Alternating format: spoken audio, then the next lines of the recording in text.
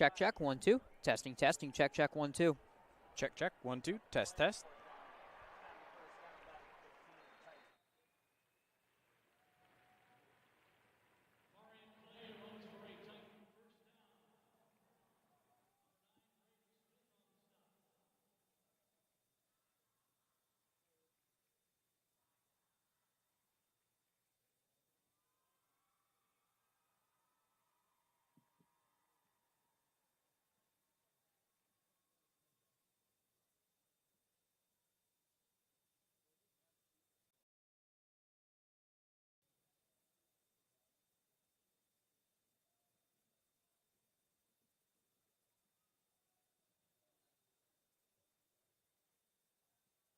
Are the MHSAA, a collection of 750 high schools and 750 middle schools, from Temperance to Copper Harbor, from New Buffalo to Alpena.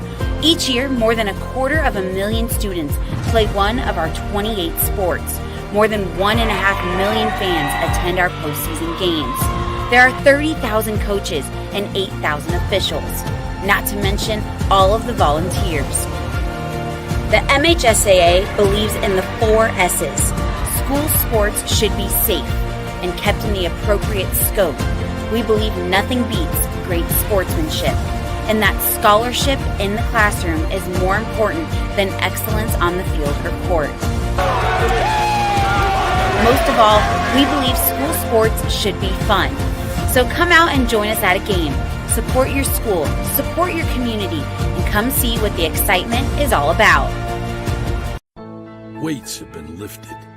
Sprints have been run. Preparation for today's game is history. It's time to get it done. You're listening on MichiganSportsRadio.com.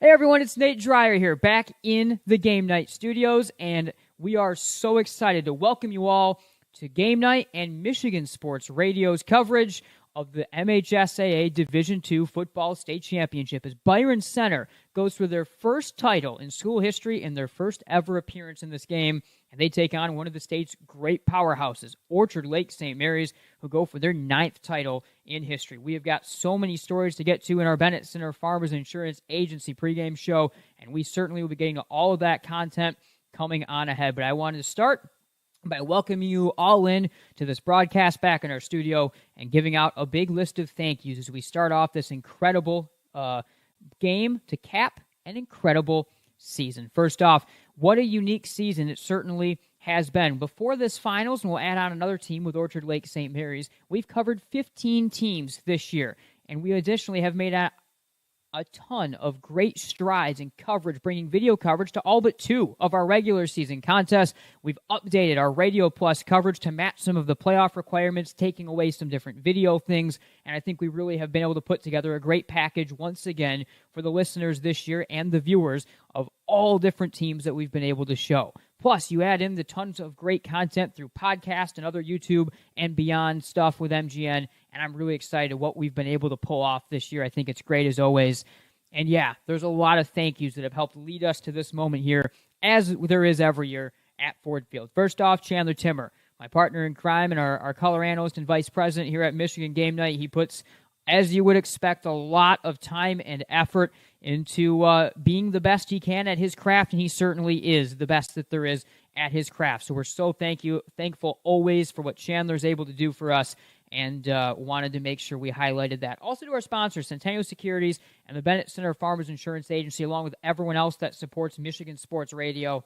They keep us on the air. We're so thankful that they stay with and also have stayed with us as we've made some changes with the way that we do things, branching out and doing what we can, of course, to help and give them the best product possible, but also give the listeners the best product possible. And like I said, with that, the idea of the listeners and the viewers, the fact that you all tune in every week are the reason why we're able to continue doing this, and we've put up some big numbers. We've broken records once again in our listenership of live and podcast coverage this year, and we're just fortunate that you actually all tune in every week to listen to what we have to say, either live or in a podcast and recap form. I sometimes don't believe it that everyone continues to do that, but we are very, very thankful for everyone that tunes in, and then, of course, everyone that sponsors. On top of that, also to Brock Conkle and Michigan Sports Radio, we've kind of upped some things in our partnership with content and other things, and I think it'll continue. You'll see this Game Night on Michigan Sports Radio brand continue to strengthen in the coming years. We've got some really cool things in the future, but like I said, it was a unique schedule this season. We did some unique and fun things, and that was in part because, or in large part because of our connection with Michigan Sports Radio, and I really think that things are going to get increasingly more fun and really cool in the future. We've got some great ideas already cooking. We're already looking ahead for next year and what things are going to look like before we even get into our winter coverage, before we even have a state championship game. So always thank you to Brock and everyone at Michigan Sports Radio for all the work they put in to help lead coverage of West Michigan and beyond high school football. Lastly, to all the various coaches from different teams, but especially at Granville, the players and coaches there and the community as well. We are so blessed to be able to have the Granville community as kind of our base that we, of course, work with as the home broadcast crew for them. 1 year I can't wait to be able to do a Bulldog game here at Ford Field. It's going to just add to it that much more. But you guys are always incredible to work with. Coach Stiegel on down. We appreciate the transparency and working with us. And I know everyone's always quick to thank us, but we have to be just as quick to thank you guys because it really makes our job easier and allows for the content that we're able to put out because everyone works with us so effectively and always do such a great job anytime, everyone Granville related. So thanks to them. And then, of course, thanks to Coach Shillito, Coach Tibby, and everyone else that we've had on, Aiden Lynch throughout the year as well for different content and interviews as well. We are always really thankful for anyone that is able to spend some time with us and help get the word out and help give a little bit better and more coverage to everyone across the area. So what's next? Well, first off, we have a football game here, and it's, like I said, an incredible one. Byron Center looking for their first championship in school history. Orchard Lake St. Mary's looking for the 9th. This is going to be a physical, tough football game. Two power spread teams that really match each other. This might wind up being, last year the D2 game was one of the best games of the weekend, and I think this game, once again, is going to possibly be, if not be, the best game of the weekend, and therefore maybe of the year. We always seem to have classics when game night goes to the state championship. We had the wild D4 game with Unity Christian and Chelsea a few years ago. We had Belleville and Caledonia in a back-and-forth affair, the wild comeback for South Christian, and then the big second half for Muskegon. So I certainly expect that this game is going to live up to all of that hype of the other games that we also have had throughout the years here at Ford Field. Basketball is up next, and there is no rest for the weary whatsoever. We will be on the air Tuesday from Granville as the Bulldogs take on Northview in a really big one. The boys taking to the floor for that one. So it starts right away, and we've got a great December of coverage with Showcase and other really big featured matchups on the way. So make sure you tune into that because basketball season is already right around the corner, and we can't wait to get that started in like 3 days. It's always fun how it quick turns around, and looking forward to that for sure. And we're looking forward to 2025 and beyond. There are some new features, some new things that we already are looking at with our coverage and different things out there. I know I always say that, but I think we always try to deliver on that a little bit as well. 2025 is going to be incredible with Game Night on Michigan Sports Radio.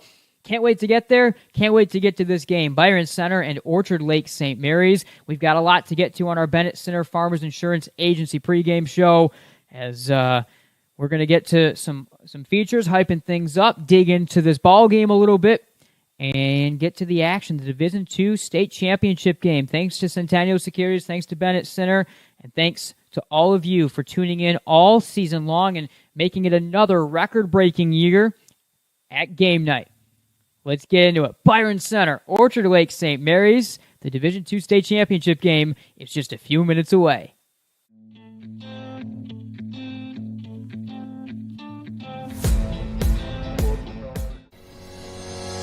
We are Centennial Securities, an independent firm with a team of committed professionals who strive to exceed our clients' expectations. by giving outstanding service. We're proud to be part of our community where we live and work.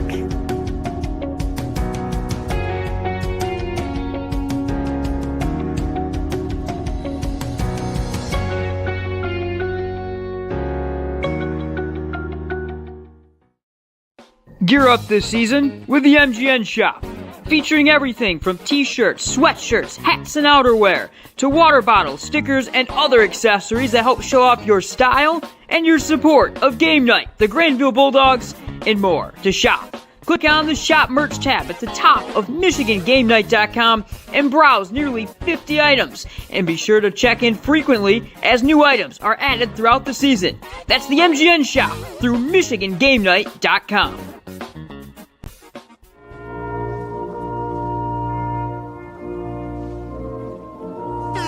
Upgrade to Music Jams Premium to get uninterrupted listening on all your favorite tunes. Click here to start your 7-day free trial. If it's important, it's not worth compromising. Which is why with Farmers, you don't have to compromise quality to get great savings on your insurance. I got this. We are Farmers. Bum, bum, bum, bum, bum, bum. Game Night is presented in part by Farmers Insurance, Bennett Center Agency, for all auto, home, specialty, life, and commercial insurance. See what a center can do for you. Michigan Sports Radio's live coverage of the MHSAA Football State Finals from Ford Field is presented by the Grand Rapids Griffins and Drive U. An off-season of training led to a camp of hope and perfecting, leading to 9 weeks of a Friday night grind just to have the chance to make one of the toughest playoff runs in sports. 4 wins later, and just 16 teams remain and prepare to step on the turf at Ford Field.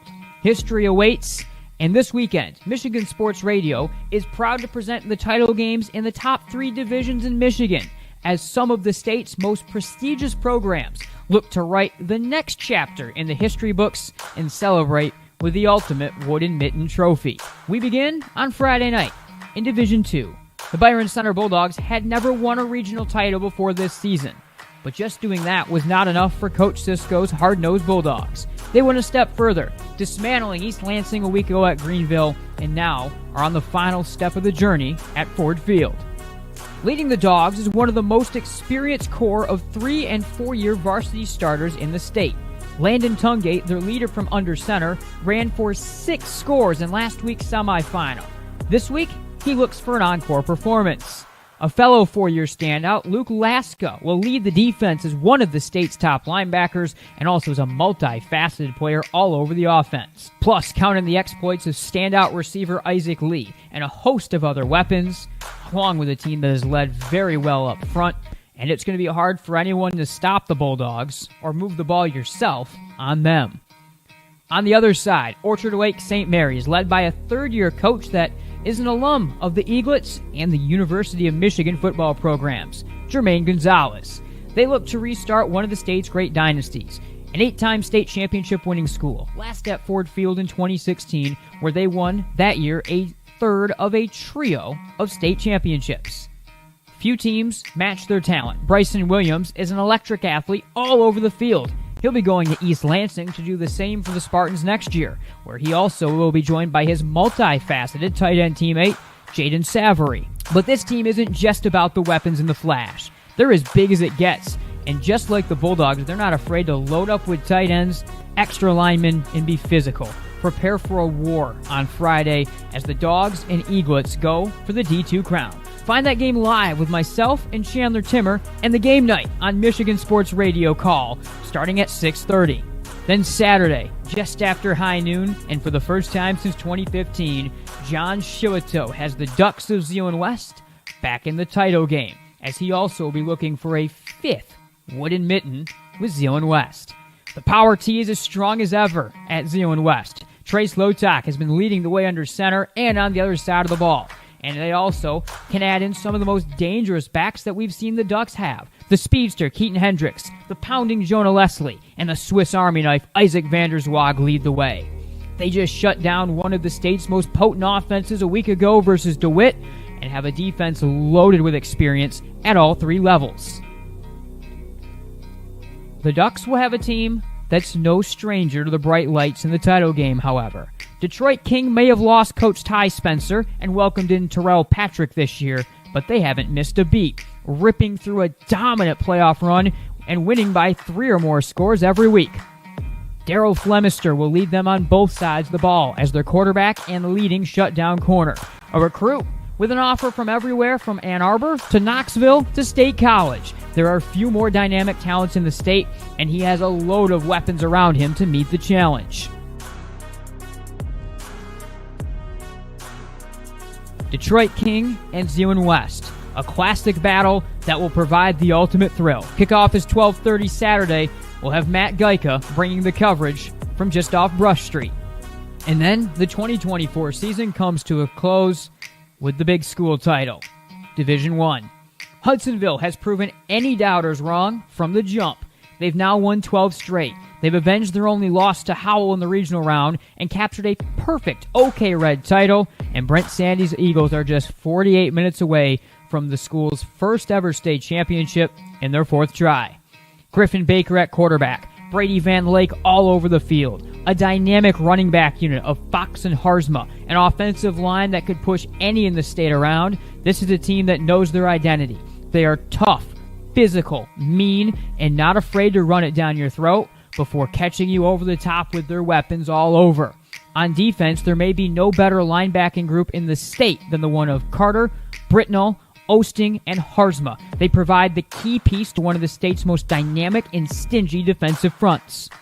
They meet Cass Tech, who can boast maybe as many total recruiting stars across their lineup as any team in the state. The Technicians chiefly are led by Corey Sadler Jr., who as a defensive back and all-around offensive weapon has his choice of 30 offers from Bama and beyond. The Technicians have rattled off 9 in a row, thanks in large part to an otherworldly core of young talent, and all led by a freshman phenom quarterback that may be on the path of other recent Detroit quarterbacks, like Underwood or Moore. Donald Tabron held offers from Michigan, Michigan State, and Penn State before he ever played a snap of high school football. He's that special of a talent and will look to start his career the same way Underwood did, with a freshman Division I state title. It all starts at 6:40 as the season concludes with Ron Cox and Kelly Israels live from Ford Field. Michigan Sports Radio has been your home for West Michigan and beyond high school football all season long. Now it's time to crown some champions. Listen live for free all weekend long at MichiganSportsRadio.com and on the Michigan Sports Radio app.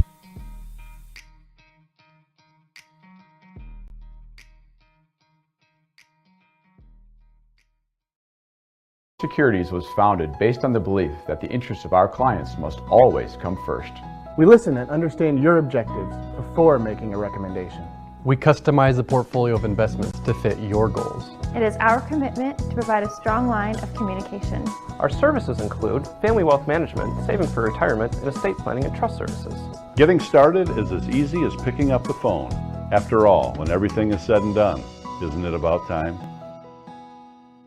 It's the final game, folks. This one wins the series. Struck out with the cheap seats? Important things aren't worth compromising. At Farmers, we offer both quality insurance and great savings. Here, take mine. We are Farmers. Bum, bum, bum, bum, bum, bum. Game Night is presented in part by Farmers Insurance, Bennett Center Agency, for all auto, home, specialty, life, and commercial insurance. See what a center can do for you. Welcome back, everyone. Now, let's meet the starters for the 2024 MHSAA Division II State Championship, live on Game Night and Michigan Sports Radio, presented by Drive U and the Grand Rapids Griffins. And as always, thanks to Game Night's presenting sponsors, Centennial Securities and the Bennett Center Farmers Insurance Agency. First, the Byron Center Bulldogs, coached by 16th-year head man Marc Cisco. They make their first ever appearance in the state title game this year and are 12-1 and runners-up of the OK Green Conference. On offense, starting at quarterback, a senior, fresh off a 6th rushing touchdown performance in the state semifinal, bringing his total to 19 on the season, Landon Tungate. Joining him in the backfield, the leader of a two-headed monster, the sophomore with 6 touchdowns and over 500 yards rushing this year, Cam Payne. And at H-back, one of the team's most diverse weapons and a 4-year standout, senior Luke Laska. At tight end, a multifaceted junior in the run and pass game, Tate Bainbridge. And out wide at one receiver with 13 total touchdowns in 2024, senior Isaac Lee. Joining him out wide, another standout with 4 touchdown grabs on the year, Will Lake. And up front for the Dogs, a 300-pound junior tackle, Jackson Bovia, a 240-pound senior guard, Caden Kraus, and a 220-pound junior center, Billy Butler. To his right, a 220-pound senior guard, Ben Kitchen, and wrapping it up at right tackle with the 315-pound senior, Espen Batdorf. On defense for the Dogs, off the edge, a senior defensive end, and a 200-pound game wrecker, Nolan Stubblefield. At defensive tackle, a multi-year starter, Chris Brown Jr. And at nose guard, a 250-pound junior, Aiden Van Dam. And finally, off the other edge up front, another senior defensive end, Matt Orange. To the backers, first, a senior that will pair with his brother in the backfield on offense, along with leading the middle of the defense, Kellen Payne. He'll be joined by another 4-year starter at linebacker, Luke Laska. The Bulldogs start a pair of strong safeties. First, a senior, Eli Farrow. He's joined by a junior at the strong safety spot, Tate Bainbridge. And in the defensive backfield for Byron Center, a trio of seniors. First, number 7, Alex Waubin. Then, number 3, Isaac Lee. And finally, one last senior in the defensive backfield, number 8, Landon Conrad. Now to the Eaglets of Orchard Lake St. Mary's Preparatory School. 9-3 on the season and 8-time state champions of Michigan. For Jermaine Gonzales, a third-year coach and graduate of the prep school and the football program at the University of Michigan. On offense, starting at quarterback, a senior that's thrown for over 1,200 yards and 11 touchdowns this season, Axel Newell. In the backfield with him, another senior with over 1,000 yards rushing on the season, Darren Jones Jr. At tight end, on his way to Michigan State, and one of the most dynamic offensive weapons in the state, Jayden Savoury. And the leading weapon at wide receiver, and an athlete all over the field with a winning touchdown last week in the semifinals. Also on his way to East Lansing next year, and with 17 touchdowns on the year, it's Bryson Williams. Joining him out wide, a pair of standout sophomore wide receivers. First with 5 touchdowns on the year, Lorenzo Barber. And his fellow underclassman standout with 3 TDs on the season, Chad Willis. Up front for the Eaglets is a mauling offensive line. First, a 290-pound junior tackle, Kenneth Paul II. At guard, and 335 pounds, a junior, Abram Marcio. In the middle, at center, another junior, Greg Smith. And at the other guard spot, a 307-pound senior, Antonio Johnson. And at the other tackle spot, a 240-pound senior, Malik Zoede. On defense for the Eaglets, let's start with a defensive end and an edge linebacker, a 215-pound sophomore, Chase Arnold. Next at defensive tackle, another sophomore, Trajan Gibson. And in the middle, the big senior nose guard at 250 pounds, Kyrie Williams. Off the other edge, a linebacker and D-end, and a senior, Charles White. To the linebacking core, first, a multi-talented backer that'll also play down on the line, a junior, Ryan Harrington. To his side, a fellow junior backer, Luke Jackson. And in the middle of it all, at middle linebacker, a 200-pound junior, Ryan Fresquez. A multi-tool nickel corner and linebacker is up next, and a senior, Christopher Coates. The other corner is a standout junior and an all-state track athlete that will also lead the return game, Reese Hurst. And lastly, the safeties, both juniors. First, Kareem Pruitt. And finally, number 14, Kamari Patterson. Lastly, the special teams units. Kicking the ball away for Byron Center, a junior that's nailed 4 field goals and 48 points after this season, Dawson Hillard.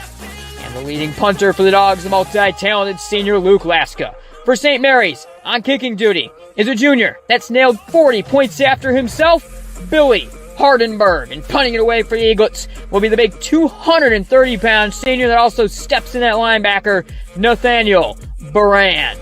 Those are your starters for the MHSAA Division II State Championship game, live on Game Night on Michigan Sports Radio.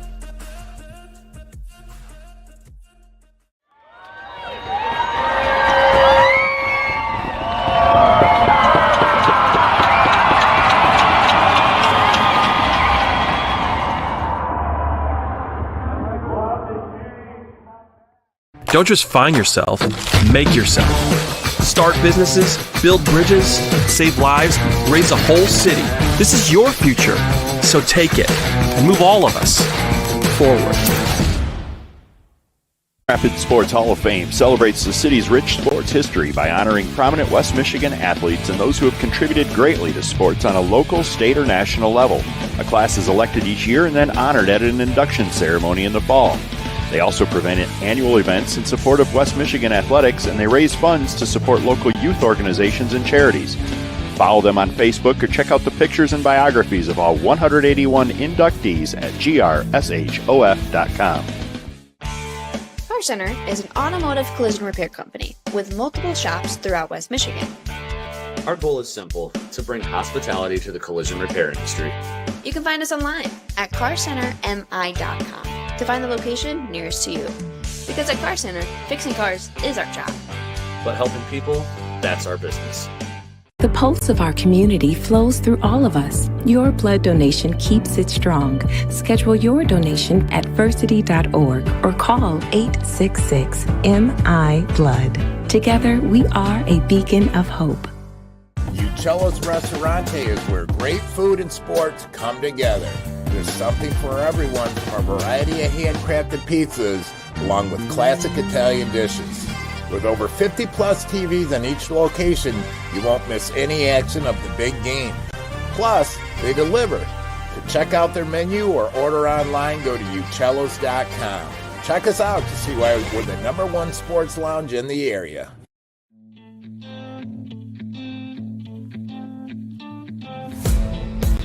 Rough. He'll turn, give, Terry, busting into the open field. There he goes. Jayden Terry Granville with an answer and another Bulldog lead. Gives the discouraged fake. This in the backfield, evading a man, throws out of a tackle, incomplete. Zeros across the scoreboard. Harper Woods have won the state championship, their first in school history, in unbelievable, thrilling fashion. We were built to thrive, yeah. I think that we've all had fake handoff, guy up the middle, big hole, bursting over the 40 to the 45-50, angling right at the 40, 35-30, racing to the 25, 20, outside the numbers, 10, 5, touchdown, Muskegon, Mackay guy, 80 yards to the house.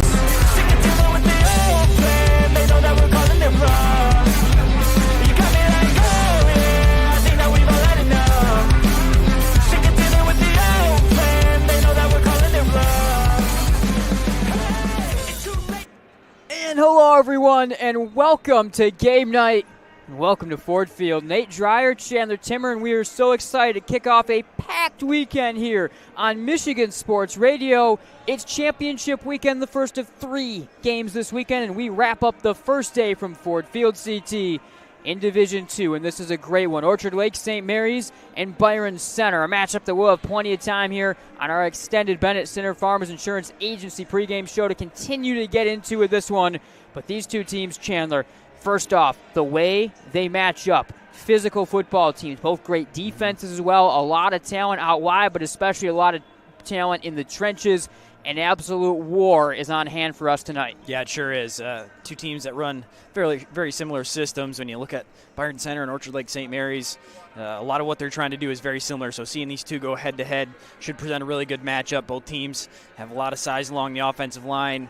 Got guys that can play the fullback, tight end, wing type positions, and they use them in different ways. But then, of course, skill positions, whether it's quarterbacks, receivers, running backs, guys that are going to be playing a lot at the next level as well, all across the board. Yeah, and of course, as always, we like to thank the Bennett Center Farmers Insurance Agency and Centennial Securities for presenting Game Night on Michigan Sports Radio. But a big one this weekend, Drive U and the Grand Rapids Griffins presenting coverage for all of our state championship games on MSR. You saw that feature a little bit earlier on during our pregame show coverage. A trio of games this weekend, the top three divisions with Grand Rapids area teams playing in all of them. We've got this one here tonight, Matt Geica. At 12:30 tomorrow, we'll be on the call for the Z1 West Championship game in Division 3 as they take on Detroit King. And then the weekend on MSR wraps up with Ron and Kelly for the 7 o'clock kick as Hudsonville goes for the big school of the Division 1 championship. They've got Cass Tech. So some big historic names that have played in this game a lot of times. Not necessarily true for one of our teams in this one. Byron Center, Coach Cisco, CT, in his 16th year as the head man of this program. You know, Coach Cisco, such a rich history. His father was a state championship coach. He played at Nebraska for the legendary head coach Tom Osborne, where, of course, there was so much success there. But the first time Byron Center had ever won a regional championship was a couple weeks ago, and now the first time they've ever played at Ford Field is today. It's certainly a big moment for this team. They go up against Orchard Lake St. Mary's, one of the state's truly preeminent and traditional powers. 8 times they've won the state championship, last in 2016 when they wrapped up a three-peat that year. Returning to the title game now in Division 2 and a chance to try to make a big statement at that. Let's break down our first look at breaking down some elements of this ball game as we're inside 15 minutes until kickoff. Let's look at the systems, the offenses for these teams. Very similar in a lot of ways. Orchard Lake St. Mary's going to be a lot out of the pistol, but a power pistol look. 2 and 3 wide receivers with a halfback blocking. They'll run some spread stuff, and they have a couple different quarterbacks that we're going to talk about, along with the senior Axel Newell and the sophomore Jayden Gonzales, who each do different things. For Byron Center, you know, this is a team that's a power spread offense. 1 or 2 wide receivers. Maybe they'll spread it 3 wide, but typically they have the wing Luke Laska, of course, the great running quarterback, Landon Tungate, with a great duo of great running backs, I should say, and the Payne brothers. 2 teams, though, that they're going to want to win up front on offense, and the systems in a lot of ways match each other in that there is a spread element, but especially is going to be built around both these teams, and they've got coaches that want to run the ball first and foremost. Yeah, at their core, very similar in what they're trying to do, and some of those power spread concepts. Orchard Lake St. Mary is going to mix up the formation a little bit more than Byron Center likely will. They can go to the pistol. They've got some other various formations of the power spread out of the gun is primarily what you'll see, but guys along that offensive line, and then guys like Jayden, Savoury, Kyrie Williams that they can sub in and have these different types of packages along with the different quarterbacks for passing and running situations where they can mix up the looks quite a bit depending on what they need. Byron Center, for the most part, going to stay out of that power spread with a couple tight ends, but they can also run the football. They can throw the football with the receivers that they've got, and guys like Lee on the outside, and gives them a balance with it. And both defenses that are very multiple. Really a base 4-2-5 for Byron Center, a very multiple-looking defense for St. Mary's. As these offenses shift, you look at guys that can play in a lot of different ways. You know, Byron Center uses a guy like Bainbridge and a guy like Farrow as kind of strong safeties and outside backers. The St. Mary's defense, DJ White plays off the edge. He plays at linebacker. Luke Jackson can play at safety, play at backer. Chris Rucker can play at safety, play at backer. These teams have guys that are very multiple in their defensive use to match the different looks offensively that you're going to be given. Yeah, it really helps when you've got that built into your defense, some of that versatility. Guys that can play different roles, can shift around, give different looks along that front for trying to match the opposing team's offense. Yeah, for sure. Let's talk about the coaches. Talked about Marc Cisco. He's in his 16th season, 115-50 all-time. Jermaine Gonzales, just in his 3rd season for St. Mary's, 18-5. His career record, Coach Gonzales was an Eaglet in high school. He also then played tight end at the University of Michigan, so, of course, a great history there. An interesting matchup, though. Great young coach with Coach Gonzales, already one of the best in the state, and Coach Cisco, as good as it gets in a long-time coach. There's a value, and there's an interesting point in this game, though, with Coach Cisco and what he brings to the table of being, that longtime high school teacher, longtime high school coach in this setting. Because you and I have seen a few games here over the years, and they always go haywire. Yep. And at some point in time, we always joke, the only thing reliable about high school kids sometimes is that they are unreliable. And it seems like the field at Ford Field always adds to that so much.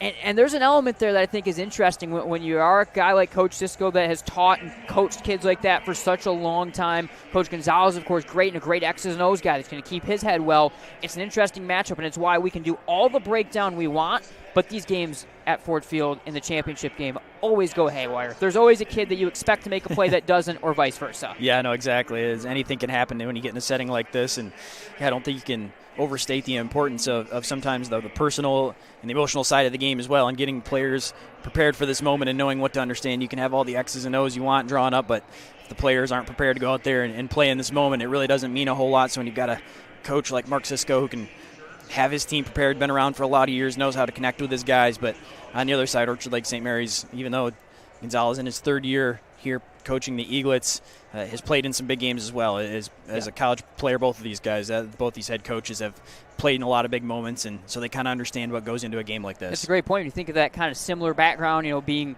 I guess, now Big Ten. Of course, Nebraska's not Big Ten in the early 90s, but, now Big Ten kind of Midwestern powers really at that time, and very physical teams as well, when those two coaches, played for Coach Osborne, played for Coach Carr. All right, quick break here on our Center Agency pregame show. We'll be back in just a little over a minute. When we come back, let's get into breaking down some of the key players and the names that we're going to be saying a lot this evening. We are less than 9 minutes away from getting things underway from Ford Field of the Division II Championship on Game Night on Michigan Sports Radio.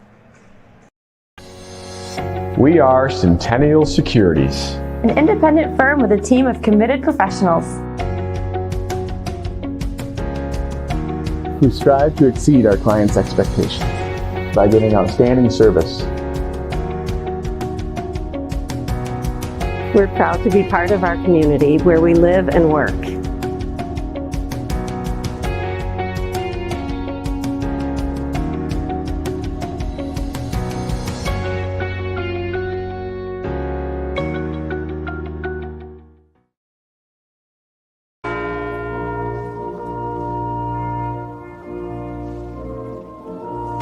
Upgrade to Music Jams Premium to get uninterrupted listening on all your favorite tunes. Click here to start your 7-day free trial. If it's important, it's not worth compromising. Which is why with Farmers, you don't have to compromise quality to get great savings on your insurance. I got this. We are Farmers. Bum, bum, bum, bum, bum, bum. Game Night is presented in part by Farmers Insurance, Bennett Center Agency, for all auto, home, specialty, life, and commercial insurance. See what a center can do for you. Welcome back, everyone, to our Center Agency pregame show. And, of course, thanks again to Drive U, along with, of course, the Grand Rapids Griffins for presenting our state championship coverage. Drive U is West Michigan's premier ride service. If you need a ride to a holiday party, or how about trying to save money by not paying parking fees at the airport? Great option. Along with you get the convenience of being dropped off at the door. Go to driveumi.com to schedule your next ride and leave the driving to us. That's driveumi.com. All right, Chandler, let's get into this a little bit as we get into the names that we're going to be calling this evening in the state championship game in Division II. Start with the quarterback battle. Landon Tungate, of course, for Byron Center. He can throw the ball, and he does often, but I mean, you look at Tungate, he leads this team. He has 186 rushing attempts on this season. Cam Payne is next. Their sophomore running back with 63. So this is a quarterback run game led offense. Tungate is going to be involved, and I mean, you're looking at a guy that if they run however many plays, 90% of them are going to be he's involved either through the pass or through the run game. Things will end or begin in the middle, and everything goes around Landon Tungate for Byron Center. Yeah, pretty much everything they do goes through him. And as you mentioned, he still throws the ball quite a bit, has over 1,700 passing yards on the season, but a lot of the damage that he does is on the ground. They feature him in the quarterback run game, get him designed quarterback runs a lot, but he also does a really good job of extending plays and using his legs on some broken down passes down the field, and is a weapon with his legs at all times. Yeah, Tungate nearly a 75% passer on the season, throws for over 150 yards per game, so certainly that there as well. A couple of quarterbacks are going to see Axel Newell, the senior for St. Mary's, along with the sophomore Jayden Gonzales. Both of these guys have certainly got interest at the next level. Newell has a Toledo and a Cornell offer, and the sophomore Gonzales, who's so far been a little bit more of their wildcat and running quarterback, he's got 7 FBS offers. But both these guys are capable, but it's 2 different looks. When Newell's out there, it definitely is going to be more of a pass-first and a running back-led attack in the run game, versus Gonzales adds a lot more of that quarterback run element to the game and kind of makes this St. Mary's offense look more like the Byron Center offense in a degree when he's out there. But a couple guys that certainly will see different things when each are on the field. Yeah, guys will see a little bit of both of here tonight, and they can rotate in, and they feel comfortable with both of them leading the offense. Newell, in passing situations, can throw the football around, use some of the skilled position players that we're going to talk about here in a couple minutes. But Gonzales also is a threat with his legs, can really open up and be that quarterback run game threat, but he also has thrown the ball on the year some, so he's not completely one-dimensional there. That keeps the offense open. And when we're talking about skill players, as you were beginning to allude to, there is a Mr. Football finalist in this ball game. It's the senior Bryson Williams, 6'2", 17 pounds, I should say. He is committed to Michigan State, but he's going to do it all. 39 receptions, over 560 yards receiving, 9 touchdowns, plus he's got 4 more touchdowns on the ground, and he averages over 7 yards a carry when he does that. But from out wide, from in the backfield, in different looks, even out of the T, sometimes will be utilized by this St. Mary's offense a week ago against Groves in their win. Bryson Williams, he's big, he's fast, he does it all. He is going to be the most difficult weapon to stop that Byron Center has seen all year long, period. Yeah, he just does anything that is asked of him in this offense. He's kind of the gadget guy for the Eaglets, and whether that's in the receiving game and the rushing, punt return, kick return, get him the football and let him make plays. Got 17 total touchdowns on the year, so they're going to try to find ways to keep him involved throughout this one. The run game certainly leads the day for both these teams, but especially Byron Center, 262 rush yards per game. And the running backs, along with, of course, Tungate's big role in that run game, they have got a deep group. First off, you've got Cam and Kellen Payne, the sophomore and senior, respectively, brothers that you see in the backfield. And my goodness, these guys can both really run the ball. They both run for nearly 9 yards a pop. They're big, they're physical, they block well. You add in Luke Laska, who is a wingback. Again, great blocker, but he can catch the ball some, but especially he also comes on end-around runs. There is a constant mix of weapons out of this backfield running the football. It isn't just Tungate in this run game, and everyone that touches the ball, though, is a physical runner for Byron Center. Yeah, that's the huge part of it for the Bulldogs. They provide a physical presence and complement Tungate really well, that you can't just completely cheat in on Tungate running the football. You've got some physical guys in the backfield. The Payne brothers, as you mentioned, averaging 8-9 yards per carry, that even though they don't have the total number yardage that Tungate has, they can provide that yards per carry, that physical presence out of the backfield. Let's talk about the other side of the ball a little bit. Let's start with the Orchard Lake St. Mary's defense. This is a team that really is going to get off the edge. You have an all-region defensive end and defensive lineman and the 205-pound junior Ryan Harrington, but you add in Chase Arnold, a really talented big sophomore. A guy like Kyrie Williams will come up the middle, but Trajan Gibson moves around. DJ White is a hybrid defensive end and outside linebacker. He's another Michigan State commit, and he can move all over the field, but especially come off the edge. This Orchard Lake St. Mary's team, Byron Center wants to run it up the middle a lot of times, and they're going to take away those edges so well. The question is how well they can move some of that talent to also come up the middle, because they can edge rush as well as anyone in the state. Yeah, they sure can. They've got some size along that defensive line that can get in the backfield in passing situations, but also can shut down the run game in that interior. Got players at all 3 levels that makes it difficult. They can slow down your run game. They've got players and stars in the secondary that can make it tough to try to pass even in one-on-one situations. So trying to shut the complete offensive attack down. Trying to flip that around. Then the question is the Byron Center Bulldogs run out of the tunnel through the cheerleaders and on to the near side of the field here at Ford Field, getting ready for their D2 state championship. The question is, we talked about the great run games and the weapons that these teams have. What is Byron Center capable of doing, especially stopping the run game? Of course, they've got great size up front. They've got great edges in Orange and Stubblefield. But I look to these guys that we talk about, these multi-use linebackers and safeties. Luke Laska can move around. Tate Bainbridge can move around, come in the box. The same can be said about Eli Farrow, their senior, who also has 4 interceptions on the year. Kellen Payne, a big guy, of course, defensively on that side of the football as Orchard Lake St. Mary's joins Byron Center on the field now. But that's kind of where it sets up, as you've got these linebacker safety hybrids that are great in coverage, but also they can stack the box when they need to, and these guys are still plenty big. I mean, Laska's 200 pounds to be able to stuff in there and stop the run as well. Yeah, those guys are going to have a big responsibility on both sides, whether they're asked to play in the box and try to limit the run game. And there's a lot of those guys that we talked about on the Bulldogs backfield that are going to be playing in the secondary, going to have to step up and make some physical tackles on the defensive side. But then also with the weapons that Orchard Lake St. Mary's has on the outside at the receiver position, they're going to be asked to play in coverage some as well. So it's going to be that versatility and trying to play both roles at different times. All right, that'll do it for our Center Agency pregame show. Both teams to their sidelines. We are ready for the national anthem at Ford Field. When we come back, we'll set the scene one final time and get you the start of this ball game. Do you have a distressed home you'd like to sell? Did you inherit a home you'd like to move on from with ease? Are you a tired landlord and it's just time? For Real buys and sells as-is homes with a mission to create real estate upside for everyone. We're fast, fair, for real.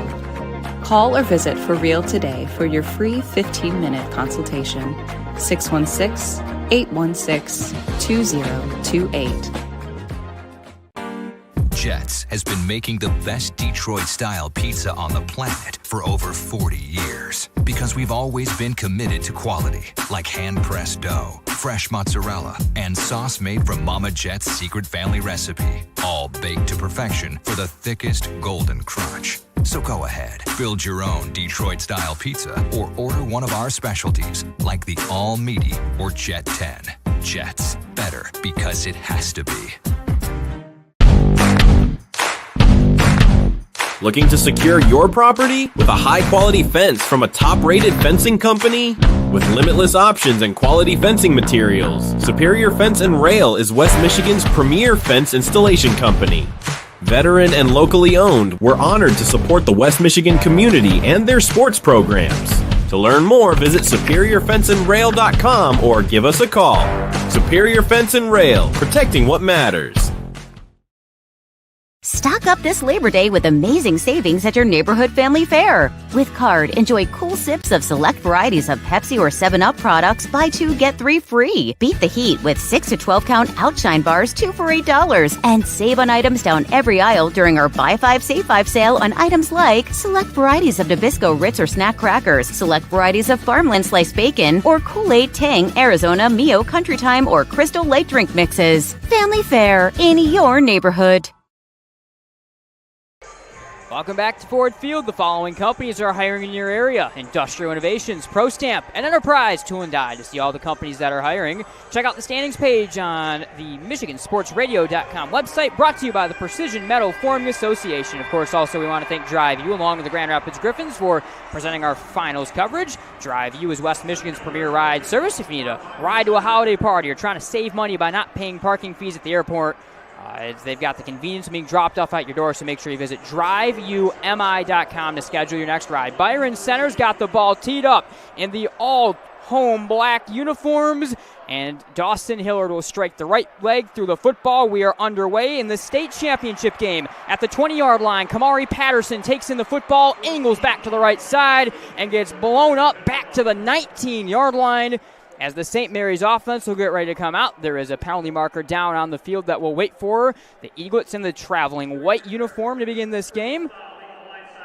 And it's an illegal blindside block that's going to be called against Orchard Lake St. Mary's that will back this offense up a little bit even more as the Eaglets get ready to start with the football. As I said, all traveling white uniforms. Helmets are in red with a black St. Mary's M logo on it, and it is Axel Newell, the senior 6'4" quarterback, that will open up at the controls of this power spread offense for head coach Jermaine Gonzales. The Eaglets are 10-3 on the season.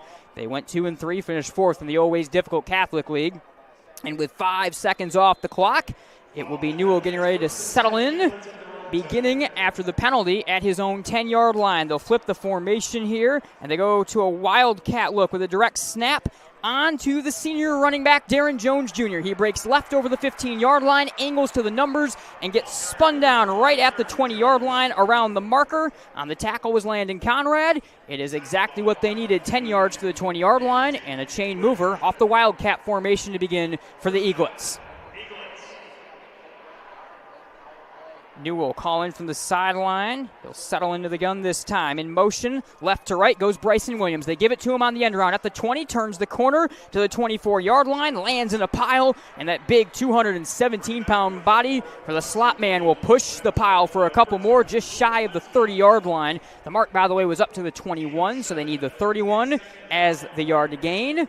It is going to be a 2nd and 3 coming up for a fast-moving offense right now as they have straddled their way all the way past the 25-yard line. They'll go into the pistol right here. Deep back is Jones. Snap to Newell, give to Jones. Up the middle, cut move over the 30. He's got the 35, pushing the pile down to the 40. Another chain mover, Lakin on the stop. But Darren Jones, a shifty run all the way ahead to the 39-yard line.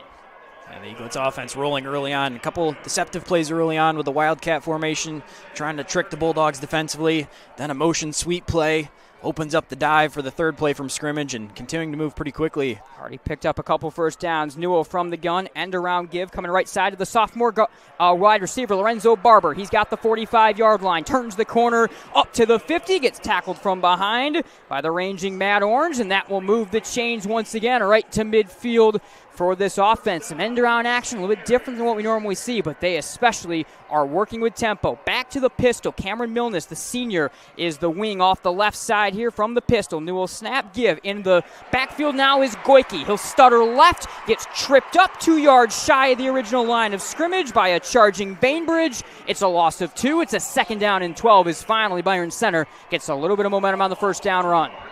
Yeah, nice play there on first down. Able to get the stop that they needed, settle things in a little bit. Bainbridge unblocked off the edge, able to wrap up the Eaglets in the backfield. And now this defense can try to settle in a little bit as they got the Eaglets behind the chains. Snap to Newell, end around, going right side. Williams cuts at the 50, dives into a pile to the 49-yard line. Kellen Payne in on the stop along with the big junior Aiden Van Dam. It will be a 3rd down and 9. So for the first time, Axel Newell will be put in a passing situation. To the sideline goes Bryson Williams. He will be out for this play. 2 wide receivers set. Savoury, the senior tight end on his way to Michigan State, goes to the left side of the line. Now they will bring another receiver into the slot. They will go 3 wide formation here for Newell. They split the tailback out into the right slot. Darren Jones Jr. Empty backfield, 4 wide set here at the controls for Newell. Snap at the chest. Drop to pass. Whistles cutting in from the sideline as Coach Gonzales had to call a timeout as that play was not setting up the way that the Eaglets needed it to. So the first timeout of the ball game gets burned with 9:07 to go. A fast-moving start to this ball game on this first drive for St. Mary's Prep. Hey, remember that basketball season is right around the corner, so make sure you check out all the schedules starting next week at MichiganSportsRadio.com. First of 3 games on MSR this weekend to wrap up the football season before the basketball season starts right away. Chandler and I are on the air as Granville takes on Northview on Tuesday, so we're going to barely get back from Ford Field, and that basketball season right around the corner. An interesting start to this ball game. A 3rd and 9 play now coming up for St. Mary's after the tempo really moved the ball well for 3 first downs. Yeah, St. Mary's able to get a couple quick hitters to open things up, got them across the midfield pretty quickly, but now the Bulldogs able to get a couple stops on 1st and 2nd down, just a 1 yard, now 3rd and 9. Pretty obvious passing situation. See what the Eaglets draw up and what the Bulldogs have prepared to try to hold up in coverage against some of these talented receivers out wide. Once again, 4 wide set. Left slot is Bryson Williams. Empty backfield, snap at the waist. Drop to pass for Newell. Clutches, fires over the middle, and it's broken up at the 45-yard line, in and out of the hands of Luke Laska. He nearly had a chance to pick that one off. The intended target was Savoury. It's going to be 4th down and 9 off the dangerous throw over the middle of the field to the streaking tight end. Yeah, that's they right before the snap, spread the receivers out wide and run a bunch of vertical routes and then eventually try to hit the tight end on the release. But through the hands, and the Bulldogs look like they're going to force a punt after giving up some yardage early. Big senior Nathaniel Baran, who also will play some linebacker, will come out and get ready to boot this one away. He weighs in at 233 pounds as a punter. He backs to his own 35-yard line. Back at his 20, getting ready to bring this one back is the senior Isaac Lee. From the 40-yard line, step forward, Baran puts a high tumbler in the air. Taken in by Lee. It bounced away from him at the 20-yard line and gets fielded up at the 15, running right side by Kellen Payne. He's got the 20, gets tripped up to the 23-yard line by Harrington. A dangerous play, and Lee potentially saving a ball that could have gone back the other way after it bounced away from Lee. Yeah, Lee talking with the officials, too. He called a fair catch, and he felt like he was interfered with, but I think it was maybe one of his own teammates that streaked in there and kind of caused the ball to bounce free. The Bulldogs, though, fortunate they were able to jump on that ball and even advance it a little bit. It looked like as the officials are meeting, I think it went off the helmet of Isaac Lee as he was trying to field that football, but Kellen Payne right there to pick it up. And here comes Landon Tungate and the Byron Center offense for the first time as the officials continue to meet up and chat about this one. 8:49 to go. Home all-black uniforms for Byron Center. Traveling whites. There is a penalty marker down on the field. It's getting marched off, so I believe we are going to have the kick interference called, the fair catch interference called against Orchard Lake St. Mary's, as it is deemed that there was some contact made there by Lee, by the gunner, Angelo Chapman, the junior. Just grazed him, it looked like, as he was running through, and that penalty is going to bring the ball ahead on the second penalty of the ball game against Orchard Lake St. Mary's to the 35-yard line now. And that's where Tungate and the offense will begin. Two wide receivers left with the ball on the right hashes. The wing right is Laska. It will be Laska in motion right to left. Fake give to him. Up the middle, Tungate spins for 3 yards and pushes his way ahead to the 39-yard line for a gain of 4 before the inside of this defense, led by the senior corner and linebacker Chris Rucker, are able to range for the stop. So that now is 2 penalties for 26 yards early in this one for St. Mary's. A gain of 4, as I mentioned, on first down to the 39-yard line. Ball to the right hashes. In from the sideline comes Tungate, the 5'10 senior. He had 6 rushing touchdowns a week ago in the win over East Lansing, and he'll break them out once again. 2 wides. Pair of receivers go to the left-hand side of the line. Wing right will be Laska. Payne off to his left hip. It's a give to Campaign, the sophomore. Cuts up the middle. Has a broken tackle to the 45. Angles left to the 45. Right up the middle of the field, 30. He's got the 25 and gets caught up from behind and tumbled down inside the 25 to the 23-yard line. A big chain mover before Kareem Pruitt saved a touchdown on that tackle. But the sophomore getting going early out of the backfield for the Bulldogs. We talked about some of these backs for the Bulldogs and how they can provide a physical presence, but right there able to make a guy miss in the open field and the big gainer on the ground. They're going to work with some tempo. Handoff is given right away on to Payne as he pushes his way into a pile for a gain of 3 up to the 22-yard line, as Byron Center showing one of the faster tempos we've seen out of them. Chase Swartz starts to the left out wide along with Isaac Lee. Once again, Tungate works from the gun. Offset left hip, Campaign. Wing right is Laska. 4 down linemen, 2 standing edge rushers. Snap at the waist to Tungate. He'll roll the pass left, throws it over the middle, caught at the... No, it's in and out of the hands of Bainbridge at the 15-yard line. The tight end on a well-thrown football, just unable to make the grab. It'll be 3rd down and 8 here from the 22-yard line. Yeah, Bainbridge running the crosser in man coverage, had his guy beat by a couple yards, and looked like just tried to turn and look upfield before fully securing it. He would have been able to pick up a couple yards, would have had to make another guy miss to get the end zone, but easily would have had the yardage for the first down. Ball on the right hash, 2 receivers once again left.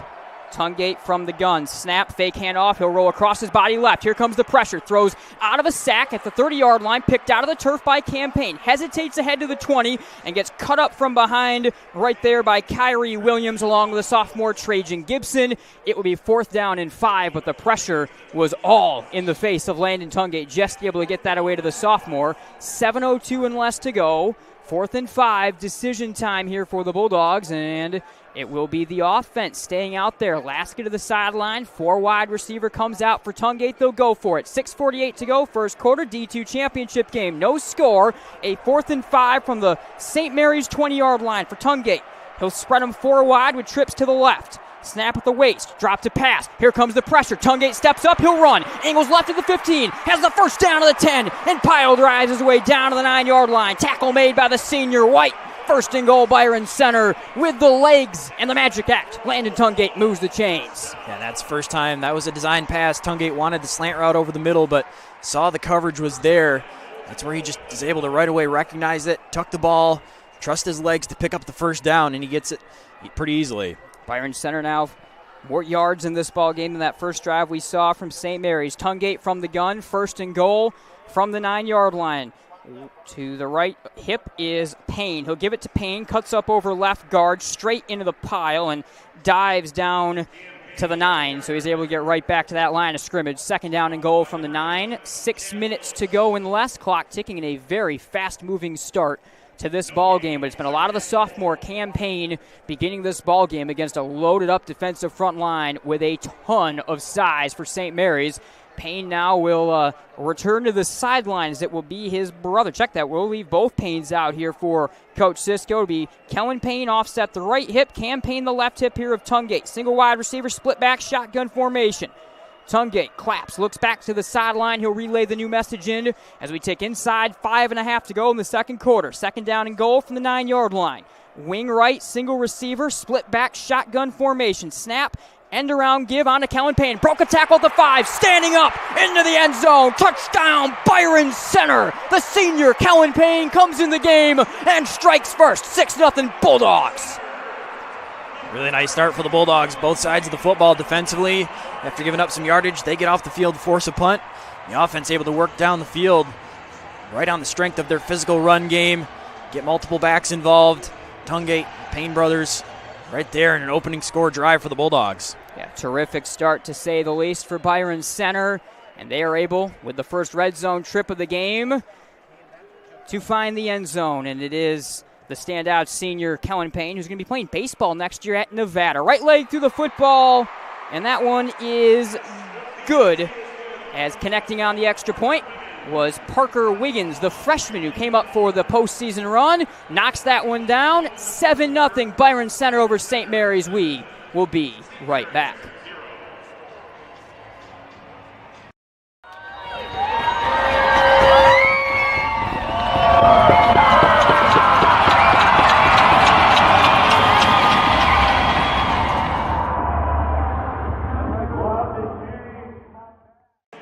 All right, welcome back to Ford Field. Nate Dreyer, Chandler Timmer, 7-0 Byron Center. Quick start for Coach Cisco's team, and like you said, Chandler, it's on both sides of the field. They look really impressive. Orchard Lake St. Mary's running well with tempo. They're able to get that first down stop, put them behind the chains. Defense won, and then after that, Byron Center's offense was not going to be denied. They needed the fourth down conversion from Tungate. He answered, but besides that, it looked easy for the Dogs on that first drive. Yeah, it sure did. The offensive line, even though they're giving up some size to the Eaglet's defensive line, were able to get some movement there, open up multiple pretty big runs, some chunk plays for the Bulldogs. One from Cam Payne early on in the drive, and then that last one, Kellen Payne had a lot of room off left end to run that one in. So both teams here will get set against the all-home blacks for Byron Center. Numbers are in orange, trimmed in white. Byron Center logo on a black helmet, and the traveling whites with that red helmet and the block M in black for St. Mary's. Numbers for the Eaglets and Coach Gonzales are in red. Thanks, as always, to the Centennial Securities along with the Bennett Center Farmers Insurance Agency for presenting Game Night on Michigan Sports Radio all year long. And these games this weekend on MSR, along with all of our great presenting sponsors throughout the season, but all weekend long, Drive U, along with the Grand Rapids Griffins, who we've already heard from in this game, are presenting our coverage at Ford Field. First of 3 games at Ford Field this weekend here on Michigan Sports Radio. The D3 championship game with Zeeland West tomorrow afternoon, and then the championship weekend ends at 7 o'clock as Dawson Hillard gets ready to send it away with Hudsonville in the D1 championship. At the 40, left to right across the radio dial, Hillard will put the right leg through the football on a low twister at the 25-yard line, taken in by DJ White at the 30. Cuts left to the 35 and gets spun down by Chase Swartz. The ball popped free at the end of the play. Byron Center says they have it on the bottom of the pile. Ripping it out of there was Swartz, who made the initial contact. It's going to stay Orchard Lake St. Mary's football. Look in the replay here. That ball was getting punched at on the tackle attempt by Swartz. And it's close. That knee looked like it was just coming down as the ball squirted away from White. Swartz jumped on it after making the play, but it will remain the St. Mary's offense coming on the field. They're going to look to move the way they did starting that last drive, and they're going to start with a little bit of a look that we saw on the other side. 2 tight ends will be utilized. Check that. 1 tight end will be utilized to the left-hand side of the line. They split back shotgun formation for Axel Newell. A delayed handoff is fake. Now an RPO play. Newell going to be forced to run as that evaporated. He angles left. He spins over the 40 and dives ahead to the 42-yard lines. He was getting chased down by Van Dam in the backfield along with the edge rusher Nolan Stubblefield. Interesting look. They gave the fake handoff first down to Jones. I think he wanted to RPO throw it to Goike in the flat, but that was taken away expertly by the Byron Center defense. 4:44 in the first quarter. 2nd and 7 here from the 41-yard line. Back to the same look. Split back shotgun. Fake handoff. Newell to throw. He'll wind up. He throws it deep right side. 30-yard line in and out of the hands of Chad Willis as he had the arm of Isaac Lee in his face, nearly tipping that football, but a deep shot as they're looking to hit the streaking sophomore who's got 11 FBS offers already. Newell put the ball in a pretty good place, but good coverage from Lee. Willis unable to make the grab. It's 3rd and 7 from their own 41 for the Eaglets, who already trailed this ball game by 7 inside the final 5 minutes of the first quarter. They're going to work with tempo again.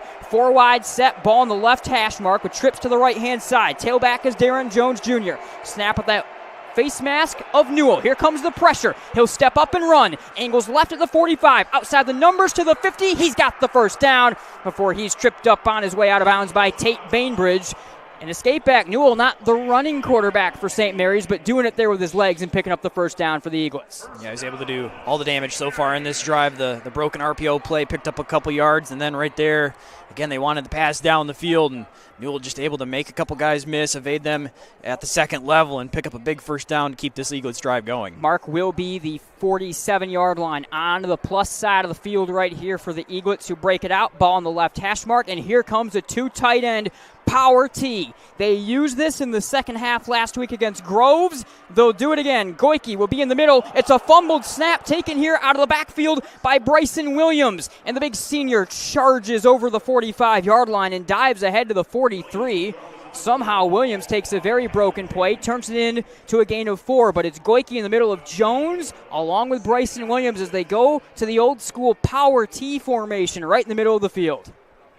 Yeah, very fortunate to even get the yardage that they did right there. Williams just able to scoop up the free football and turn that into a positive play on first down, even though the quarterback and center exchange was never clean. Back to the power T again. You and I know this well. Handoff up the middle here onto Darren Jones. Handing it back of a blocker. He cuts it up over the 35-yard line and falls ahead to the 34. That will move the chains. How about old school football like this? You think you have an advantage in the trenches? Go to the T. It's working right now for Coach Gonzales. Yeah, it sure is. Making the adjustment after the first couple plays in the first drive, struggled a little bit. Making the adjustment, going to the T, just show the defense a little something different. See if that can eventually open up more of what your base offense is. Inside 3.5 to go in the first quarter. They're going to go back here to the shotgun. 2 wide receiver look. H-back right is Milnes. In motion, left to right, handoff on the end around to Bryson Williams at the 35. Turns his back into a pile. He got as far as the 31-yard line before he got shot up and cut up on that play by Will Lake, busting it off the edge. A gain of 3 on the end around to Williams. They're doing all they can to get the ball in number 4's hands as much as possible early. Yeah, they sure are. Getting him the football again, off the motion, turning that way. Conrad coming up from the corner position on that side, able to force Williams to have to turn that one up the field in just a short gain. So we'll quickly here to a 2 wide receiver pistol look, tight end and wing left from the pistol. It'll be Newell working with the pistol back, Darren Jones Jr. on 2nd and 7 up to the 31-yard line. Snap to Newell at the waist, fake give, drop to pass. Here comes the pressure, spinning away from Stubblefield. Newell to tuck it down to run. He slides past the 30 up to the 26-yard line, make it a 3rd down and 2 on the way right here for the Eaglets. As Newell, again, not known as the running quarterback, but he's used his legs effectively so far. Yeah, he's taken advantage so far on these passing plays. Bulldogs maybe not expecting him to be running the football. They've got pretty good coverage down the field. Newell sees that once again and just turns that into a positive play and a much more manageable 3rd down. Back to the power T. 2 tight ends on 3rd and 2. Newell turn. A give on to Darren Jones. Has the first down. Breaks a tackle over the 20 and charges the pile all the way ahead to the 16-yard line Again, there's movement up front right now out of the tee from St. Mary's. A look they haven't really shown all year until last week, and it's working really well for them right now. Third play out of the power tee, and they've all been effective, and that one moves the chains. That's been some of their best offense, and we'll see if they continue to get that movement. They might stick with it until the Byron Center defense shows that they can stop it. Back to the tee, now up to the 17-yard line, into the red zone for the first time. A handoff up the middle to Bryson Williams. Broken tackle over the 10, spins his way into the charging tackle ahead to the 6-yard line. And that will move the chains, and that will make it a first down and goal as Bryson Williams out of the tee with a charging run right up the middle. A first and goal on the way for a hard charging and powerful attack. Back to the tee from the 6-yard line. Newell under center, 2 tight end turn. Give on to Darren Jones. Up the middle, follows blockers with a big push coming from big number 77, Abram Marcio. Down to the goal line and into the end zone. Touchdown, Archer Lake St. Mary's. What a drive and what an exclamation point on the end of that one for Darren Jones Jr. Yeah, impressive adjustment there on that drive. Halfway through, switching to the power T formation, they started gashing that Byron Center defense. A couple big runs right through the middle of that defense, capped off by an impressive touchdown run right there, and a nice push to get them over the goal line and into the end zone and tie this one up. We just can't avoid the T, Chandler. I don't know how many games we've done. It just follows us. We got teams that haven't run it all year that have come up with power T sets. It seems like no one's called more power T football than us so far this season. Orchard Lake St. Mary's shows their hand at it as Beckett Kiefer, the freshman who came up for the playoff run for St. Mary's, is getting ready to kick this one. An official timeout. They might be checking if Jones Jr. actually broke the play into the end zone. It was close as he was charging his way down towards the goal line on this one. We'll have a look at the big video board here at Ford Field to see if he was able to find his way into the end zone. A big convoy of tacklers led by Conrad made the stop. I think he's over that goal line pretty clearly, though, as we are going to have a meeting of officials to break this one down and see if there's going to have to be another likely plunge attempt into the end zone out of the tee, or if St. Mary's has found their advantage on that play. But you got to like a coach like Coach Gonzales coming up with, some coaches really want to try to out-scheme you and think that, they're going to outsmart you a little bit. He thinks they have an advantage the last couple weeks, and we might just run a power T until they stop, and it worked on this drive. Yeah, it sure did, and quite something to have in the back pocket there. Typically, the teams that run the power T, they stay pretty true to that, and don't see many teams go in and out of that formation. But the ability to adjust right there and give them a different look, whether or not they stick with it for the remainder of this one or not, or if it's just something to kind of open things up, get the Bulldogs defense thinking one way, and then you can get back to some of what you do traditionally. But the ability right there halfway through that drive to make that adjustment, get the first score of the game for the Eaglets. 1 minute, 12 seconds on the board in the first quarter of this Division II championship game at the moment for Orchard Lake St. Mary's. 103 yards offensively. All of it have come on the ground for both these teams. All but 3 yards in this game have been on the ground. Extend the look again into the end zone. Darren Jones Jr. They're watching back to his knee, and where that may have come down is he had the ball tucked down into his gut as Jones was falling towards the end zone. He certainly broke the plane with the ball. The question is his knee was getting trapped down by a couple of big tacklers. I think it was Aiden Van Dam at the bottom of the pile. It looked on first look like he was pretty clearly in, but the more they show it, there is a chance that knee just touched with the ball, again, tucked down near the gut of Jones Jr., that he wasn't able to break the plane. And the ruling on the field will stand. So not enough evidence to overturn that one. A touchdown remains on the board for St. Mary's Prep. They have now found themselves with a freshman Beckett Kiefer a field goal away, an extra point, I should say, away from knotting this ball game at 7. A grinding start, 103 yards all on the ground for St. Mary's. 65 right now total yards, with 62 of them on the ground for Byron Center. So it'll be Kiefer getting ready to try to add the point after right here. Left-footed freshman came up for the playoff run. He strikes that ball through the football, clean snap, and it is right down the hatch and good. 7-all, 1:12 to go in the first quarter. Do not go anywhere. We'll be right back here from Ford Field and the Division II state championship game on game night on Michigan Sports Radio. This was founded based on the belief that the interests of our clients must always come first. We listen and understand your objectives before making a recommendation.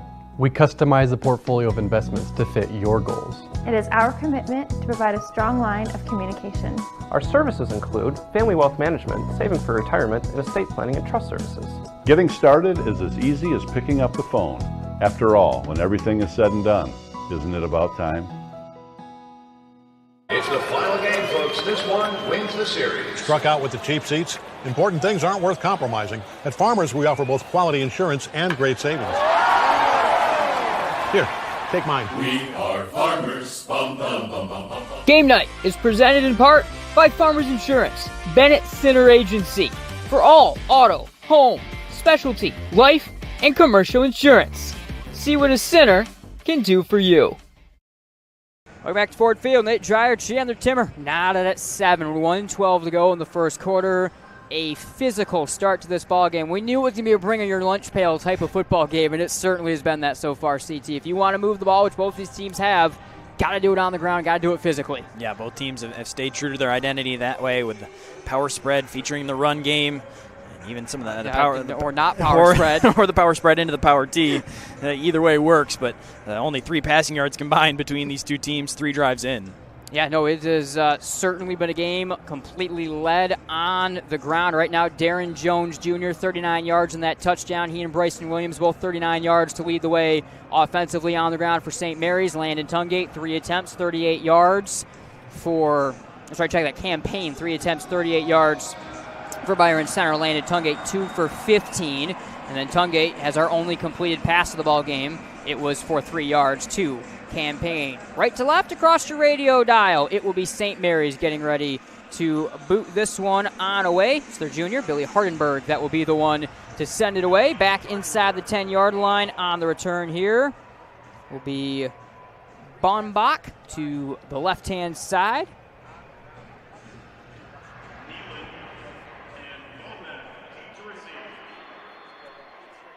Along with Connor Nealon to take it on back to the near side. Right to left, Hardenberg puts a low drive, or a high driver, I should say, short inside the 30-yard line, taken there by Payne. He'll drive up into a pile to the 35-yard line, maybe push it to the 36. Here comes the Byron Center offense again. It was pretty much all via the ground. 65 yards, 62 of them coming on the ground on that last drive. They move the ball very, very effectively, and they do start at their own 35-yard line this time. Pretty effortlessly able to march down the field last time. Big run from Campaign early on the drive really kicked things off, but the Bulldogs trying to stay in a rhythm offensively here on their second possession. Tungate from the shotgun, tailback right is Payne, in motion left to right is Laska. They give it to him, cuts it up with a hesitation over the 25 and drives the pile for 3. The tackle made off the edge by Reese Hurst, the junior corner, who was also an all-region returner this year for his exploits, along with the great return work, of course, that Williams brings to the table. 2 yards the mark, 37-yard line. Byron Center will huddle it up. They'll change out the unit. Swartz comes in from the sideline, along with Kellen Payne right here. We take inside 40 seconds to go. It's back to the split-back shotgun. Single receiver right, wing left, and the brothers Payne off either hip of Tungate. Laska in motion left to right. Delayed handoff on to Campaign. Spins ahead to the 40-yard line and got shut down from behind by DJ White there. It will be a 3rd down and 5 coming up inside 20 seconds to go in the first quarter. Let's see if Coach Cisco is happy to take this into the first quarter break, all knotted at 7 after the tough run there from his sophomore leader. Lee comes back on the field as part of the receiving group. We go inside 4 seconds to go, and Byron Center pretty clearly not going to get this one off. 3rd and 5 from their own 40 coming up for the Bulldogs. We are all knotted at 7 here at Ford Field. It's been a good one, just as we expected in this D2 title game. Don't go anywhere. Be right back here on Michigan Sports Radio and Game Night. Looking for a new career? Aetna Supply is hiring. Aetna Supply is Michigan's #1 plumber wholesaler, servicing local customers for over 50 years. They offer great benefits, a 401k with company match, quarterly bonuses, and no Sundays. Once again, check them out at aetnasupply.com/careers or click on their logo on the Michigan Sports Radio homepage.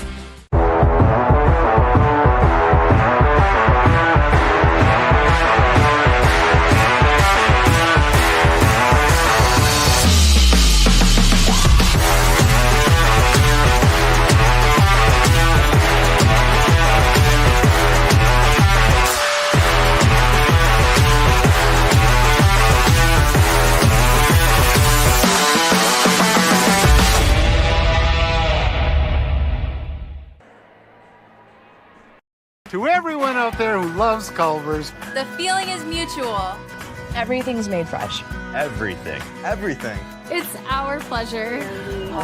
This is me and my happy place. I wouldn't trade our Culver's for any other restaurant. Culver's. Yay! We love our guests. Love. As much as our guests love us. This is me and my happy place. From Wisconsin with love. Welcome to Delicious. Yeah. Have you ever thought about a career in metal manufacturing? Today, careers in robotics, product development, engineering, and IT are just some of the few of the outstanding careers available. There are hundreds of businesses in West Michigan looking for people just like you and are willing to provide the training you need. Go to youarehired.pma.org or click on the PMA logo on the Michigan Sports Radio homepage. There's an opportunity for a lifelong career, and it's in your hands. Welcome back to Ford Field. The following companies are hiring in your area: Industrial Innovations, ProStamp, and Enterprise Tool and Die. To see all the companies that are hiring, check out the standings page on the MichiganSportsRadio.com website, brought to you by the Precision Metal Forming Association. Nate Dreyer, Chandler Timmer. We're through a quarter here at Ford Field, and as we were saying, we thought this could be a really good game. Two teams that matched up so well, and that has certainly been the case. But a big play for Byron Center as we start this second quarter, CT. They begin 3rd and 5 from their own 40-yard line. They've moved the ball pretty effortlessly. They did have one 4th down conversion on the legs of Landon Tungate earlier, but this is a big moment as we'll switch sides, and the Bulldogs now will go right to left across your radio dial as they're looking to keep a drive going after St. Mary's really gashed them on that last one. Yeah, sure did. The Eaglets, their best chance so far of this one to try to get off the field here in this part of the field. If they can hold up on 3rd down, force the Bulldogs to punt it away, be really interesting to see if the Bulldogs keep it on the ground here, pick up a couple yards, if they'd be comfortable going for it on a 4th and short in this situation. From their own 40, wing right, tailback left hip for Tungate. 2 wide receivers go left side. Laska in motion right to left. 4 down lineman coming for St. Mary's. A double reverse flipped on here going right side to Laska. He drives ahead. 2 yards short of the marker. It'll be 4th down and actually make it 1 yard short of the marker. They give him up to the 44-yard line, 4th and 1. Certainly this will be go for it on 4th down territory after they run the little flip coming back the other way to Laska. Yeah, it looked like Laska was maybe going to be able to work forward enough to pick up the 1st down, but just a yard short, and pretty easy decision now with the way that they've been able to run the ball. Coach Cisco going to likely, now they're going to take a timeout to talk things over, but looked like initially it was going to leave the offense out to go for it. Kind of interesting right there, but he is going to take that time out as the Bulldogs are going to get a chance to talk about things a little bit. Uccello's Ristorante has a restaurant near you. Go where great food and sports come together at Uccello's Ristorante. Check them out online at uccellos.com. Also, as we've been mentioning, the Grand Rapids Griffins, along with Drive U, presenting our state championship coverage here on MSR. Drive U is West Michigan's premier ride service. If you need a ride to a holiday party, or how about you're just looking to save some money by not paying parking fees at the airport, you get the convenience as well of being dropped off at the door. Go to driveumi.com to schedule your next ride. Again, that's driveumi.com. I was talking to MSR President Brock Kunkel, who actually just used the Drive U service last week and was saying how great, easy it was, able to save on those fees, get the personal pickup and drop-off coming in from Rockford to the airport. I don't think it's not a secret Brock's from Rockford, right? I don't think so. Away. But I think he really spoke highly of the praises of Drive U, so we're glad to have them on for championship coverage, along with, of course, the Grand Rapids Griffins. You all know who the Grand Rapids Griffins are. We're hearing from some of their promos and stuff coming up throughout this one. Byron Center, 4th down and 1 from their own 44-yard line. We're knotted at 7 to 11:30 to go in the first half. Landon Tungate in from the sideline. They're going to load it up right here. Single wide receiver to the left. Numbers with the ball on the right hash mark. Tailback, Kellen Payne, left hip. Tungate leans into the gun. Here comes the pressure. Laska shifts across the line. Snap, give, check, that's Campaign. They'll give it to him on end around run. He's got the 40. He's got a burst of speed to the 30. Right sideline 20, 15, 10, 5. Touchdown, Campaign. The sophomore strikes. Campaign adds to an impressive first quarter and early part of the second quarter here. A huge conversion right there on 4th down. The Eaglets stacked the box. They had 10 guys all right around the line of scrimmage creeping in, daring the Bulldogs to do anything but run the ball right there, but really nice play call from Coach Cisco. Instead of running Tungate, who maybe the Eaglets expected right between the tackles, they go outside zone run with Campaign, and as soon as he turns the corner off the right side, there was nobody in front of him. Second drive, second touchdown for the Bulldogs. 54 to the house for the youngster. It'll again be the freshman right leg through the football. Blocked. It was Wiggins trying to kick it away. It got blocked by Savoury off the edge. Remains a 13-7 ball game. Byron Center strikes. Block kick. It'll only be a 6-point lead, but BC with a big run from Campaign have struck back. 11:21 to go. Second quarter. We'll be right back.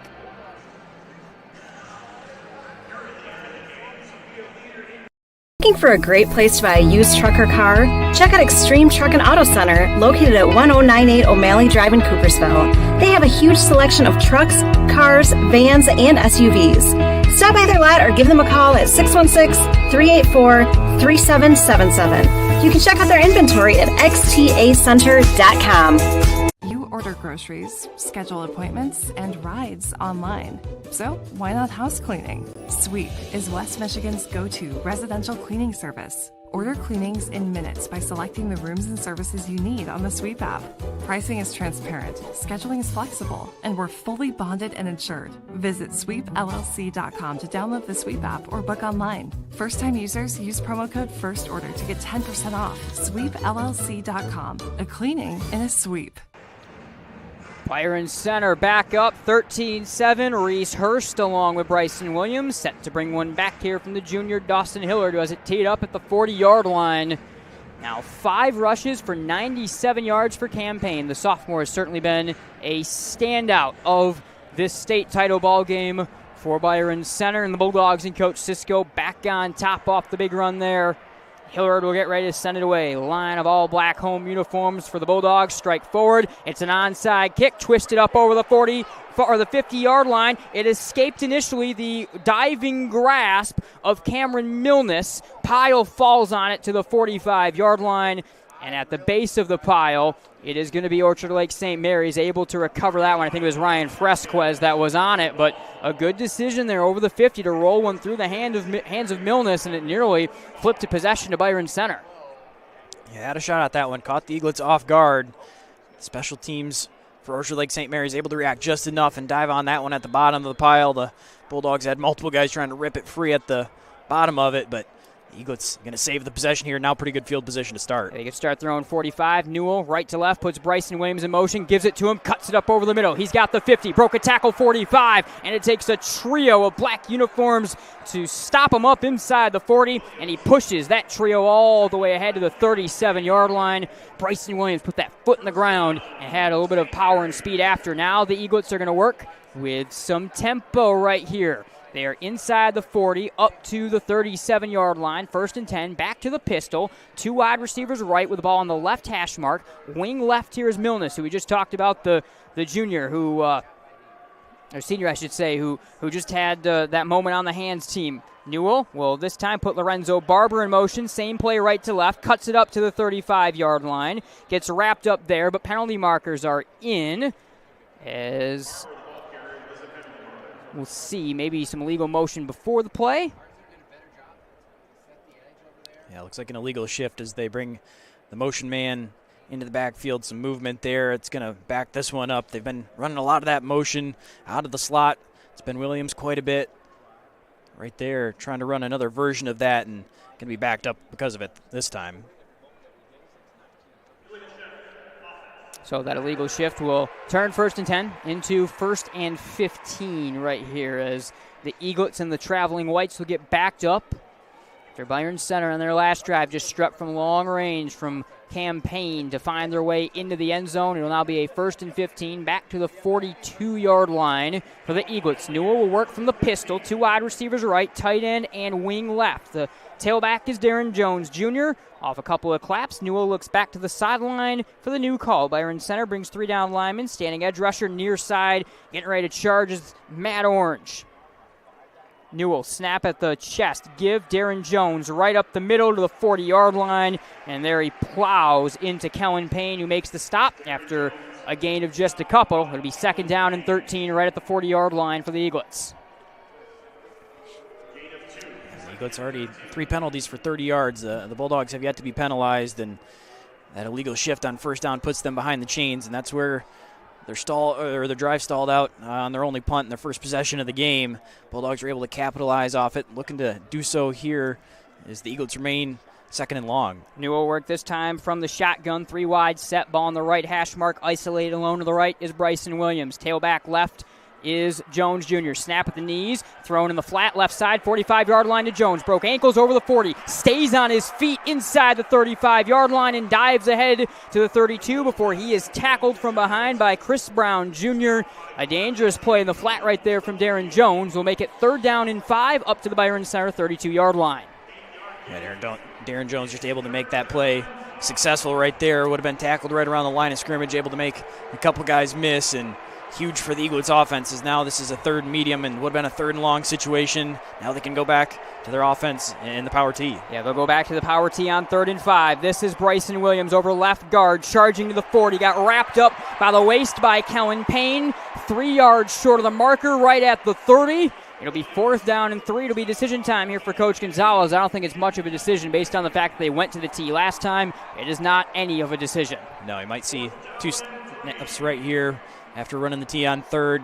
See if they go right back to it on 4th down, able to move the ball in these situations on the previous drive. Inside 8.5 to go in the second quarter. Eaglets taking their time to get the play call in. 4th and 3 from the Byron Center 30-yard line. Back to the 2 tight end T.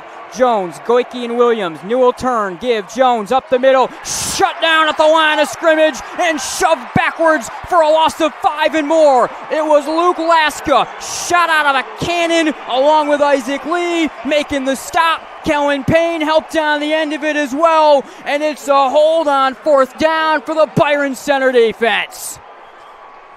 Huge stand right there for the Bulldogs defensively. They get 2 snaps in a row against the T that just gashed them a couple times and led to the touchdown for Orchard Lake St. Mary's. They're holding strong right there on short distance downs, able to get off the field, and really nice adjustment. After the previous drive, they got beat on it, putting a couple extra bodies along the defensive line and able to get home. Talk about an early leader for our Car Center. Hit of the game as well right there from Luke Laska. 13-11 Byron Center with 8:15 to go in the first half.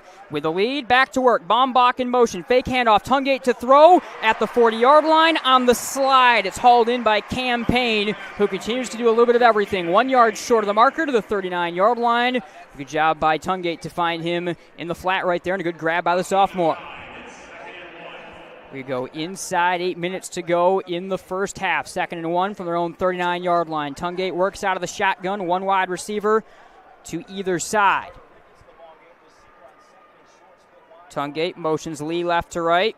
It's given on to Cam Payne. Puts a foot in the dirt over the 40. Charges down to the 44-yard line. Tackle made there on the diving effort by the outside backer, by the safety, Kamari Patterson, and it'll be a 1st down up to their own 44-yard line for the Bulldogs. That's something the Bulldogs have done in the times that we've been able to see them. They run it effectively. Cam Payne runs horizontally along the line of scrimmage and can stretch that run out as far as he wants before he can cut it upfield and can force the defense to over-pursue at times. Back to the split-back shotgun. 5 down on the front line to the other side. A give to Kellen Payne, going left around the edge, and he's cut up in the backfield. Initial contact was made, charging off the end by the Owl Region Junior outside backer and defensive end, Ryan Harrington. It's a loss of 2. 2nd down and 12, back to the 42. Eaglet's able to win on 1st down for the first time in a while. Push the Bulldogs back a yard right there, and this is how St. Mary's could potentially try to get their first defensive stop of the game, winning on 1st down. Now after the Bulldogs have been primarily running the football, if you force them out of that, maybe force them to throw the ball around a little bit. Left hash, Chase Swartz, the lone receiver, isolated left. Back to the split-back shotgun. Delayed handoff on a Cam Payne. He then pitches ahead to the right to left end-around man Luke Laska. Turns the corner back to the original line of scrimmage to the 39 and no further. The big guy, Kyrie Williams, in the middle of that one on the stop, along with Darrell Williams Jr. It'll be 2nd down, and they'll give on the forward progress the 45. It'll be 9 yards to go.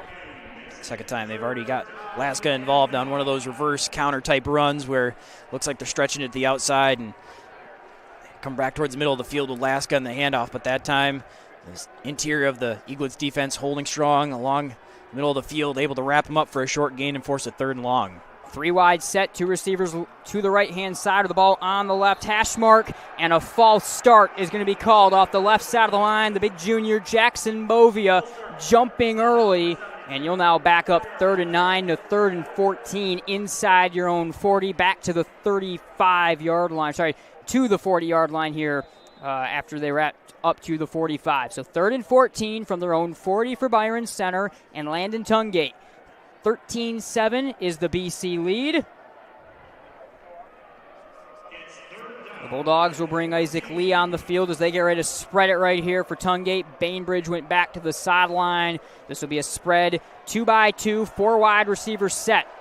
3 on the front line, coming down lineman for this multiple offense. A handoff up the middle on the draw play to Kellen Payne. Shakes over the 45-yard line, charges ahead to the 47, and will set up a 4th down and about 7 right here before the tackle was made by Harrington along with Luke Jackson.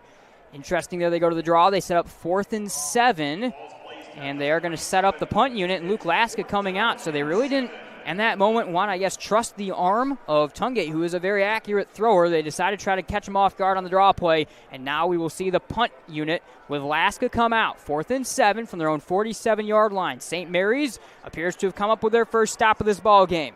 It'll be Tungate from just ahead of his own 30 to boot this one away. And just now, White will back to his 22-yard line. It's a fake. It snapped short. Throw to the left-hand side at the 45-yard line is incomplete. Diving interception attempt from Chris Rucker, who was all over it. It was snapped short to the up man. You wondered if there was a fake set up there in that situation. And the pass nearly intercepted. It was Tungate that was the up man. So it was Tungate that it was snapped to there, and that formation is the lead blocker. He throws it short, and it's going to turn the ball over, and Orchard Lake St. Mary's will get to start with 4.5 to go in the first quarter. They're down 13-7, but their defense is able to come up with a big stop right there, CT. Yeah, they sure were. Able to hold strong on that fake punt. Looked like right away they were a little suspicious something was up, not putting a returner back the entire way, and able to hold up pretty good. Tungate was looking for the quick out route to the wide side of the field, but really well covered. The coverage team turning into defensive specialists and corners essentially on that play. Able to knock that one free, almost had the interception, but the same result, the Eaglet's going to get the ball back. Do you have a distressed home you'd like to sell? Are you a tired landlord and it's just time? For Real buys and sells as is homes with a mission to create real estate upside for everyone. We're fast, fair, for real. Call or visit For Real today at 616-816-2028 or visit forrealhq.com. Again, thanks to Drive U and the Grand Rapids Griffins for presenting our state championship coverage here all weekend long on MSR. And thanks to the Center Agency along with Centennial Securities for presenting our game night on MSR coverage. St. Mary's is our 16th different team that we've covered this year. It's been a unique schedule. We've bounced around quite a bit outside of our normal Granville Bulldogs primary coverage that we have, and we've really bounced around in this playoff coverage, been able to see a lot of different teams, and we've gotten to see a very special Byron Center unit a couple of times now during this playoff run. Coach Cisco right now, Chandler, though, is going to have to call on his defense for one of their biggest stops in a lot of ways of this season. Their offense finally gets stopped. St. Mary's has some momentum, and they'll have a chance to tie or take the lead on this drive as Axel Newell and the offense roll onto the field. Yeah, Bulldogs defense has been able to get off the field twice, once on a forced punt and once on the turnover on downs at last possession, but now really good field position for the Eaglets to start this drive as they're in plus territory already. Couple of tight ends go left out of the pistol here for Newell. The pistol back is Darren Jones Jr. 2 receivers right. Snap the waist, give to Jones. Hesitates right up the middle, gets his legs taken out at the 45-yard line, and he dives ahead to the 42 for a gain of a good 5 on first down and a second 5 on the way. As Jones, such a patient runner that's got that burst as well. You can kind of wait and see that big run may be coming. They'll work with tempo on 2nd and 5. Inside 4:15 to go. This time to the shotgun. Right to left in motion is Bryson Williams. They give it to him on the end around. Finds some space to the 40. Shakes his way ahead to the 35-yard line. Gets stood up there by Kellen Payne. He has the first down. The mark will be the 31-yard line. As once again, the end around run to Bryson Williams that we've seen 3 or 4 times in this game. Yeah, Williams, the leading rusher for the Eaglets right now, and I think they have to continue to work with tempo like this. That's when they had most success. Force the Byron Center defense to have to react really quickly, not allow them time at the line to try to set things up. 36-yard line plus side of the field for the traveling Eaglets. They trail 13-7 in the D2 championship game here at Ford Field. Newell will back into the shotgun, one wide receiver either side. Tight end and wing go to the left-hand side, and the tailback Jones will offset to his left hip. In motion went the slot man Barber. They give up the middle on the draw to Jones. Made a man miss to the 30. Stiff arms his way inside the 30 down to the 28-yard line where that stop was made by Lake and Company. It'll be 2nd down and 2 after a good gain, the mark to the 23-yard line. Yeah, the offensive line there getting quite a bit of movement on the inside give. Able to move forward. Looks like they're moving the ball pretty well along this drive as they approach the red zone. They will work with tempo. Again, the mark 23, so a 2nd and 3, right to left in motion went Willis. They give to Goike, the senior running back, right up the middle. He gets brought down in the backfield, but charges his way past the line of scrimmage and dives away to the 25-yard line. That will move the chains again for the 2nd time on this drive. Now double-digit first downs in the ballgame for St. Mary's. Working with tempo, 25-yard line, pistol formation, 2 receivers left, or 2 receivers right, I should say. Quick handoff to Goike, stutters over the line of scrimmage, dives ahead to the 20, down to the 19-yard line as the tackle was made by Luke Laska. Tempo, the name of the game right now for St. Mary's. Every time they're able to get to the line pretty quickly, get the play call. They're having quite a bit of success in the run game. Doesn't allow the Bulldogs to see the formation and try to get things set up and get the front that they want. 2nd and 4, tight end and wing both off the left side. In motion went Barber. They give it to the sophomore. Stutter step over the 15, and Kellen Payne got just a piece of the shoelaces as he dives to the 12, but that will move the chains again. Another first down for this fast-moving St. Mary's offense as the 5'8 speeding sophomore who has a Ball State offer picks up the first down. Back to the pistol. 2 receivers right, ball on the left hash mark. Milnes along with Savoury, the wing and the tight end to the left side of the line are those receivers right. Tailback is Darren Jones Jr. back in. Snap of the helmet, give to Jones. Cuts it left at the 11 and gets tripped up in the backfield by Tate Bainbridge, who ripped onto the legs. It'll be a loss of a yard or so for the diving Darren Jones Jr. Great tackle right there by Bainbridge. Yeah, really nice work in the open field coming off the edge. He was bringing in some pressure, able to recognize the run right away and then wrap up and make the tackle. If he doesn't bring him down right there, that one has a chance to go into the end zone as you've been around the outside. Forward progress back to the line of scrimmage. 2nd and 10, end around right to left to Williams. Made a man miss. Hesitates at the 5. Stopped on a dime. Advances past the defenders into the end zone. Touchdown, St. Mary's. They knotted at 13 on an unbelievably tricky run by the senior standout. It's been one of their most successful plays here in the first half. Getting Williams the football on that end around give, and a little Lamar Jackson step back right at the front corner of the end zone there as the defender flies by. Nice move right there. Allows Payne to fly by him and then get the extra couple of yards. Really impressive end of that run. Seeing the replay in the booth, like you said, Lamar Jackson, the best way to describe that one. Left leg is through the football for Beckett Kiefer, and he's able to knock that one down right down the hatch. The Eaglets have taken the lead with 1:24 to go in the half. Do not go anywhere. We'll be right back here from Ford Field.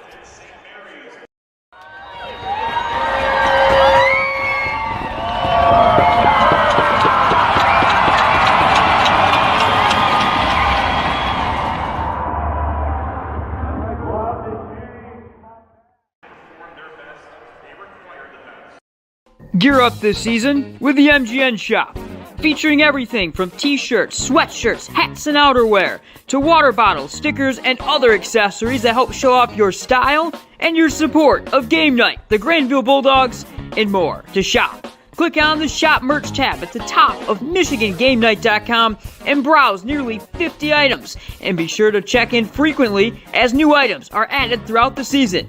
That's the MGN Shop through MichiganGameNight.com. Welcome back to Ford Field, 14-13, St. Mary's on top of Byron Center here. Nate Dreyer, Chandler Timmer with you. Impressive drive there from the Eaglet CT as they end it by getting their star Bryson Williams into the end zone on a really impressive run with his defense. Got good field position out of it, and the offense able to execute well. If the defense can hold for another minute 24, St. Mary's can have the lead in a tight one into the locker room. Yeah, really nice drive. St. Mary's able to get their first stop defensively after the failed fourth down punt attempt, the fake punt attempt.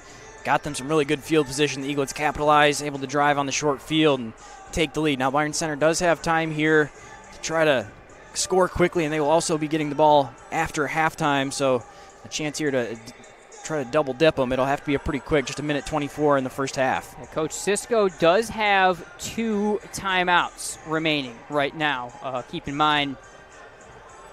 So certainly still some time to get something going for this Byron Center offense. Once again, the long TD run, really a couple runs, have led the way by Cam Payne, the standout sophomore. He's got 102 yards on 6 carries. The long was the 56-yard touchdown run. Bryson Williams with 77 yards on 8 attempts. Also a touchdown, leads the way for St. Mary's. It'll be Billy Hardenberg, the junior, left to right across the radio dial to send it away, as the Bulldogs will back Nealon along with Baumbach inside the 10-yard line to bring this one back once again. 1:24 in the first half clock. St. Mary's on top for the first time, 14-13. Hardenberg strides quickly, right leg through the ball. He'll angle it inside the 5-yard line. Taken on the run up here by Nealon, shy of the 20-yard line, met at the 18 along the sideline by Kamari Patterson, makes the tackle, and the junior comes up flexing. He's got 4 Division I offers, a very multi-use player in that secondary. Patterson, who now will go to work, as Byron Center's got some of their worst field position for sure of this game, starting at their own 19-yard line. Yeah, not going to help the Bulldogs' chances to try to put together a drive right here, as neither team has shown that they really want to lean on their passing game a whole lot in the first half of this one, but a minute 19, they do have the 2 timeouts, as you had mentioned, so they can try to stick to their offense here, and if something comes together, they've got a shot to try to take a few shots down the field, but backed up to start. Tungate with Payne to his left hip. Couple of receivers stacked to the left side of the line. Puts Laska in motion, fakes to him. Quarterback keeper at the 20. Cut up in the backfield hard. Back to the line of scrimmage and no further, as it was Arnold laying a big blow right there off the edge on Landon Tungate. 2nd and 10. Your point on the run game, though. 136 yards right now for Byron Center. 152 yards total. 136 of them on the ground. 172 of 180 for St. Mary's, all on the ground. Yeah, right there, the first down play going for no gain. Looks like Coach Cisco, now not running with any urgency here, going to be pretty content to just let this one run out after one more snap. Yeah, inside 40 seconds here. In the shotgun, 1 wide receiver either side. Tungate claps, leans into the gun, high snap, sells it down. Quarterback keeper over the 20, gets wrapped up by White to the 21-yard line, as it was the big guy, the senior DJ White, breaking on through, making that stop.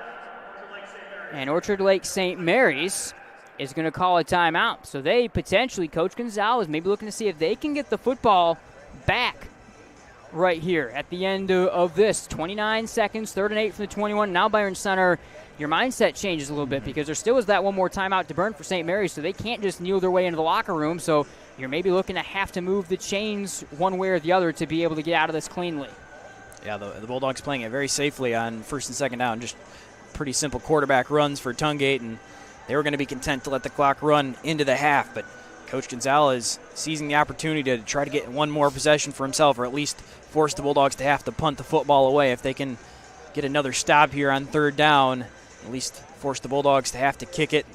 Then you never know what can happen on special teams, or you give yourself a chance to try to make a play right before the end of the half. Of course, one of the game-changing plays right now, Byron Center punted away from just inside their own side of the field. They went to a fake punt. It was Laska back, and Tungate, the up man, tried to fire one quickly off the snap to the up man. Tungate in that situation winds up turning the ball over midfield. Orchard Lake St. Mary's able to score pretty easily on it. 29 seconds to go. Byron Center down 1, 14-13 from their own 21-yard line. 3rd and 8. Tungate from the gun, 4 wide set. Ball on the right hash mark with trips of receivers to the left. He'll offset Payne in front to the left. Tungate looks to throw left off the snap. Now he'll run. Drives over the 20 into a pile, 21-yard line, as he gets back to the line of scrimmage and no further.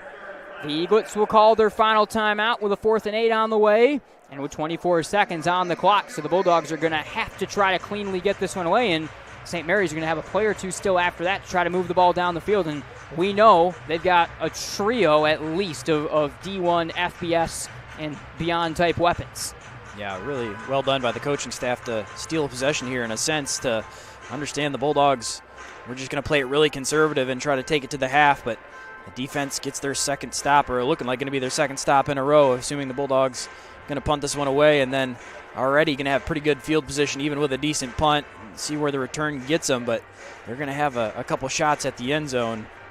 It's been kind of a day of blowouts here at Ford Field. Not kind of. Every game so far today has been a blowout at Ford Field. This one, not the case. Living up to the hype right here. 24 seconds to go in the first half. 14-13. St. Mary's leads Byron Center, the D2 championship game, as it will be Luke Laska coming out to punt this one on away.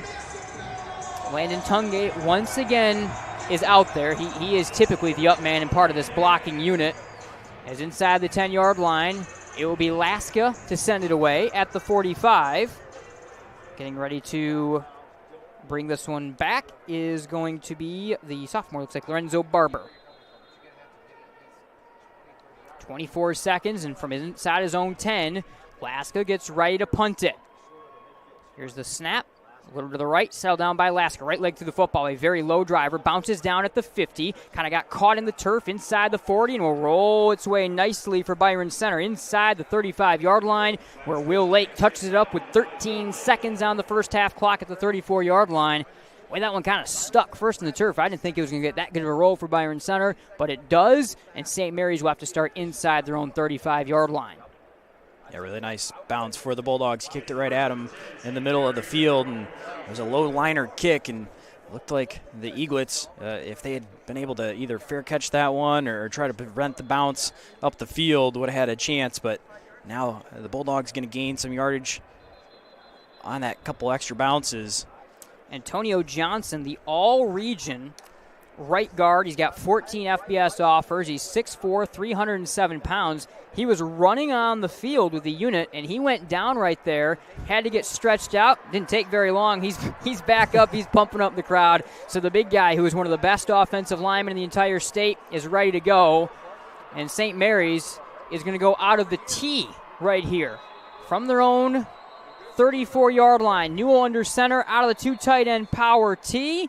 Coach Cisco was not expecting that. He has a timeout to burn, and he's going to choose this to be a good time to burn. One of actually a couple timeouts that he still had remaining, is you kind of wonder what St. Mary's setting up right here out of the tee. If maybe they're trying to get that defense crowded in, miscommunicating, and throw over the top. As I said, we've done a lot of power tee football throughout the years and throughout this year especially, and I think Coach Eric Stiegel at Granville, Coach Don Shillito at Zero in the West would certainly have something. Coach Shillito's coaching tomorrow, would certainly have something to draw up in that sort of situation. Coach Tibby at Unity Christian. This power tee has been fascinating, though, for me, because this is such a schemey offense normally that shows so many different looks out of the pistol and out of the gun. And there have been some moments where, in the last game and this one as well for St. Mary's, they've just kind of said, we're going to run the tee and you can't stop it. You know what? For the most part, with especially the talent they have in that backfield, they haven't been able to, and we're going to see them go back to it. So 13 seconds on the first half clock. St. Mary's leads 14-13 from their own 34-yard line. Two tight end power tee. Newell under center. Jones, Goike, and Williams. This is a give to Williams over left guard with a hand in the back of the offensive lineman. Johnson leading the way over the 40, and he stutters his way ahead to the 41-yard line. 5 seconds and less will come off the clock, and that'll take us into the half. Orchard Lake St. Mary's with the lead after the first 2 quarters in a true back-and-forth grind. We'll welcome you in here to our Centennial Securities halftime show. Chandler, I guess give us some of your first thoughts from the first half of this one. I think a game that really has played pretty darn close to exactly what we expected this one to look like. Yeah, it sure did. Both teams playing to their strengths and seeing a lot of the power run game. The Eaglets able to make the adjustment from their power spread, go more power tee, and then get a little bit of balance off that. But both of these teams offensively getting it done on the ground.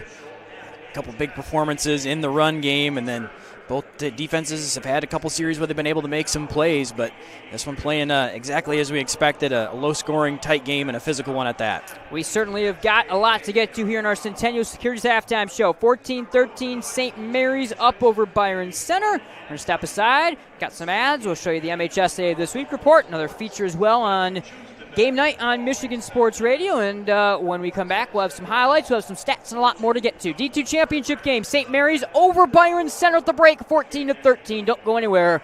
We'll be back from Detroit. Stock up this Labor Day with amazing savings at your neighborhood family fair. With card, enjoy cool sips of select varieties of Pepsi or 7-Up products. Buy 2, get 3 free. Beat the heat with 6 to 12-count Outshine bars, 2 for $8. And save on items down every aisle during our Buy 5, Save 5 sale on items like select varieties of Nabisco Ritz or snack crackers, select varieties of Farmland sliced bacon, or Kool-Aid, Tang, Arizona, Mio, Country Time, or Crystal Light drink mixes. Family Fair in your neighborhood. The pulse of our community flows through all of us. Your blood donation keeps it strong. Schedule your donation at versity.org or call 866-MI-BLOOD. Together, we are a beacon of hope. Are you having a hard time hearing tonight's game? Hi, I'm Brock Conkle from Michigan Sports Radio, and after putting it off for many years, I decided to contact Miracle Ear and get my hearing tested, and sure enough, had significant hearing loss. The friendly staff at Miracle Ear fitted me with hearing aids, and life is so much more enjoyable being able to hear the things that I've been missing. Go to miracle-ear.com to schedule your free hearing evaluation. There's a location near you. Don't just find yourself, make yourself. Start businesses, build bridges, save lives, raise a whole city. This is your future, so take it and move all of us forward. Are you looking for a new career? Aetna Supply is hiring. Aetna Supply is Michigan's #1 plumber wholesaler, servicing local customers for over 50 years. They offer great benefits, a 401k with company match, quarterly bonuses, and no Sundays. Once again, check them out at aetnasupply.com/careers or click on their logo on the Michigan Sports Radio homepage. The first 2 football championships of 2024 are captured, and do you remember the very first football title games? I'm John Ross, and this is This Week in High School Sports, powered by the Michigan Achievement Scholarship. 8-player football champions were crowned at the Superior Dome in Marquette on Saturday. Garza takes the snap. He throws, looking down the left sideline, has a man, end zone, touchdown! Deckerville takes the lead! Brandon Salowitz scores it for the Eagles. That was Matt Chapkus of the MHSAA Championship Network on the call as Deckerville came back from double digits twice to win the Division I title 30-28 over Pickford. It's Deckerville's second championship in 8-player, as they also won it all in 2012. And in Division II, Crystal Falls Forest Park jumped out to a 28-0 lead over Morris before cruising to a 42-20 victory. Nick Stevens accounted for 3 touchdowns for the Trojans. This is also Forest Park's second 8-player title. They previously won it all in 2017. For more on both games, please check out MHSAA.com. It's time for Game Balls, when we highlight a trio of standout performances from the past week. First, Byron Center quarterback Landon Tungate. He ran for 169 yards and 6 touchdowns in a semifinal win over East Lansing. East Grand Rapids swimmer Kate Simon, she finished first in 2 individual races and was on 4 relay winning teams as EGR won its 27th state title. And Molly and Mallory Reck. The twins from Northville combined for 46 kills in a D1 Finals win over Rockford, giving Northville its first volleyball state title. Graduating seniors could qualify for a tuition-free skill certificate or associate degree through the new Community College Guarantee, no matter their GPA or your household income. Or if your child plans to attend a 4-year university or career school, the Michigan Achievement Scholarship Program has them covered. They could get up to $27,500 toward a bachelor's degree or up to $4,000 for career training. Complete the FAFSA to get started at mi.gov/achievement.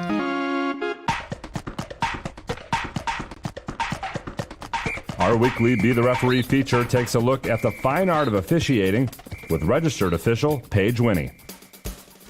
During the 11-player football finals, coaches will have the ability to challenge plays, but there are some limitations to what they can challenge.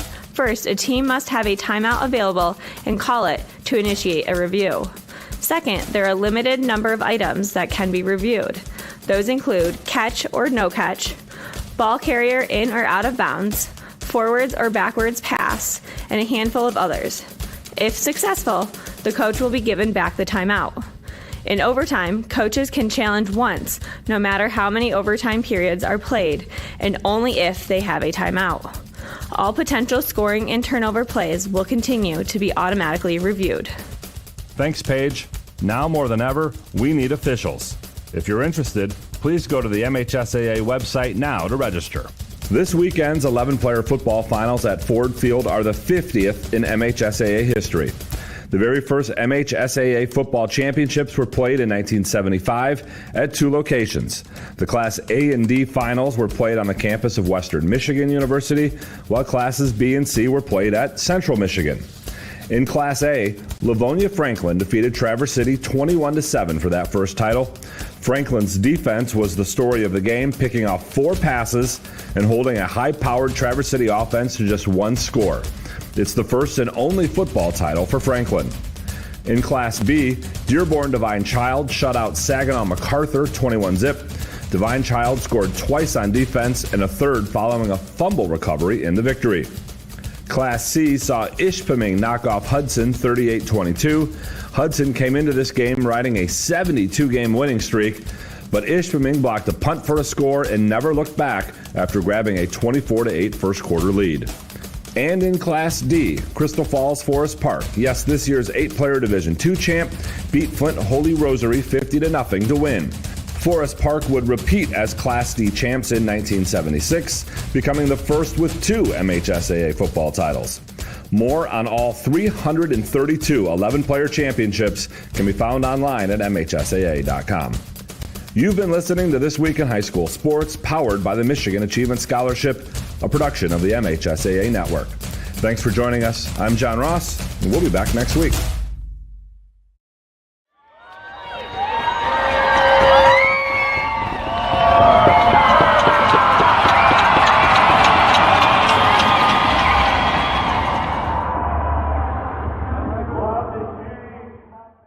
Securities was founded based on the belief that the interests of our clients must always come first. We listen and understand your objectives before making a recommendation. We customize the portfolio of investments to fit your goals. It is our commitment to provide a strong line of communication. Our services include family wealth management, saving for retirement, and estate planning and trust services. Getting started is as easy as picking up the phone. After all, when everything is said and done, isn't it about time?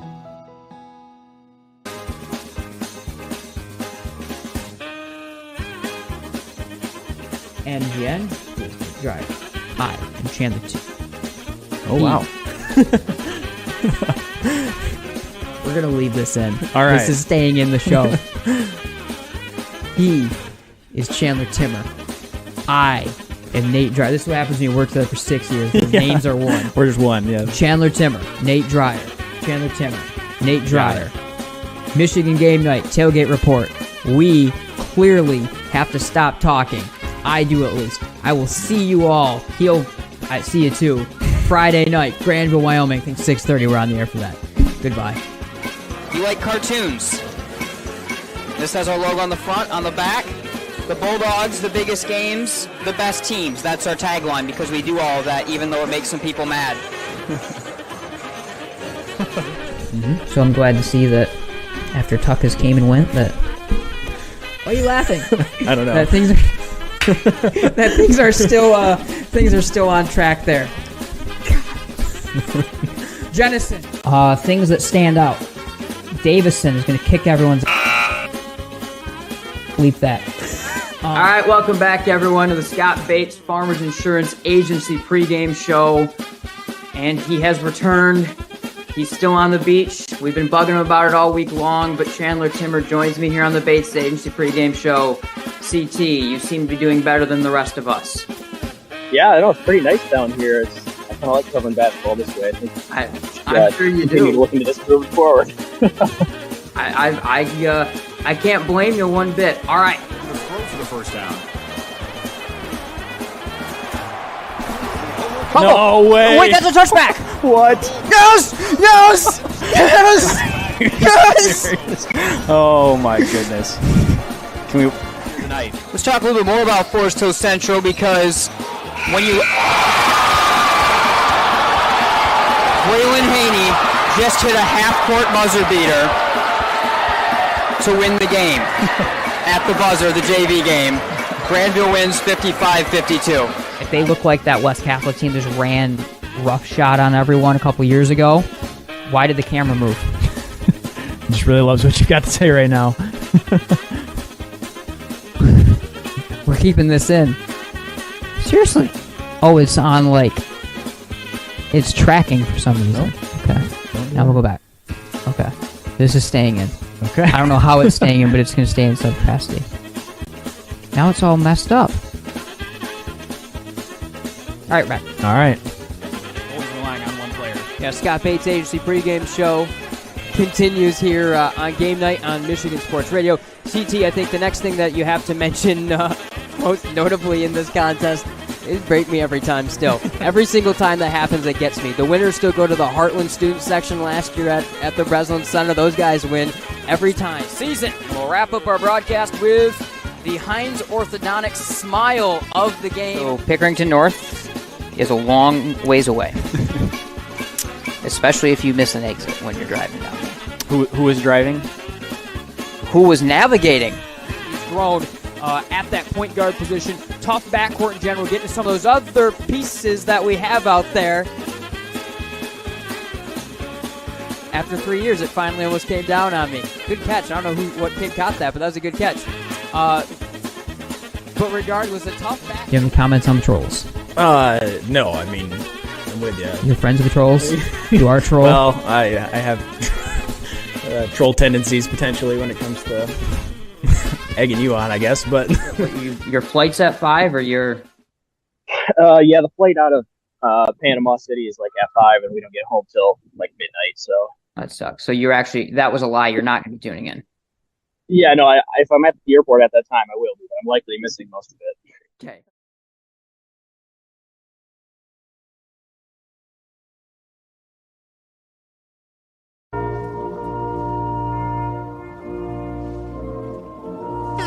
Upgrade to Music Jams Premium to get uninterrupted listening on all your favorite tunes. Click here to start your 7-day free trial. If it's important, it's not worth compromising. Which is why with Farmers, you don't have to compromise quality to get great savings on your insurance. I got this.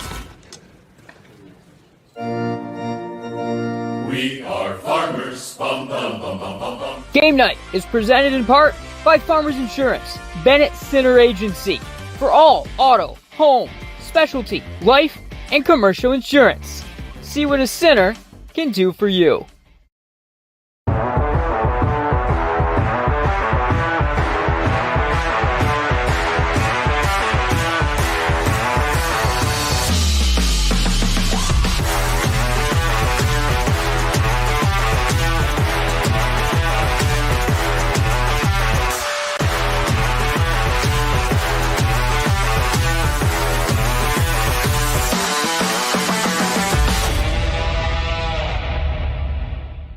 .67 horsepower, candy red, 8 cylinders of freedom. And to think, he only let me drive it once. I've never considered myself to be a lucky man. That would be Dad. He didn't know a thing about cars, couldn't tell a hatchback from a quarterback. But somehow his just kept going, and going, and going, and going. Turns out Dad wasn't lucky. He just knew where to look. Don't just find yourself, make yourself. Start businesses, build bridges, save lives, raise a whole city. This is your future, so take it and move all of us forward.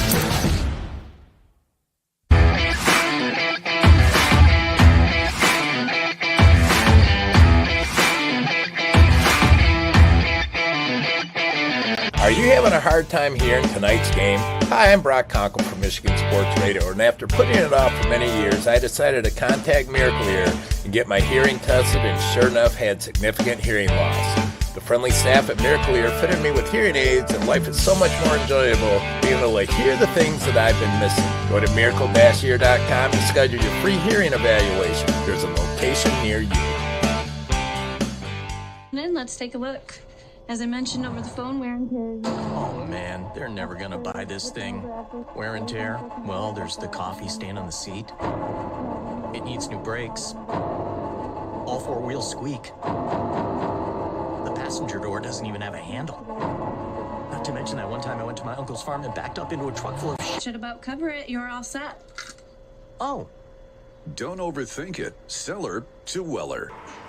All right, welcome back, everyone, here to the Centennial Securities Halftime Show. Nate Dreyer, Chandler Timmer with you from Ford Field. 14-13 at the break. St. Mary's over Byron Center in the D2 Championship game. The Eaglets have been warming up in front of their very, very sizable home crowd. The Bulldogs are now running onto the near side of the field. Chandler, I'll give it to you as you've got some stats here from the first half to take us through in this one. All right, we'll start for the Bulldogs. Through the air, Tungate was 3 of 5 for 16 yards. 2 of those completions were to Campaign for 12 and 1 to Luke Laska for 4 yards. On the ground for the Bulldogs, Campaign 6 carries, 102 yards. Tungate 5 for 17. Kellen Payne 3 for 15, and Luke Laska 2 carries for 4 yards. For Orchard Lake St. Mary's, through the air, Newell was 1 for 3 with an 8-yard completion. That was to Darren Jones. On the ground, Bryson Williams had 9 carries for 84 yards. Darren Jones, 9 for 54. Barber, 2 for 18. Newell, 4 for 16. And Goike, 3 for 7. All right, let's take a look at some highlights here from this first half of play. Both teams finding the end zone a couple of times. The first team to do so was, of course, Byron Center. Was their senior, Kellen Payne, the first of a couple, or both of the Payne brothers getting in the end zone. Here was Payne striking first in that first quarter.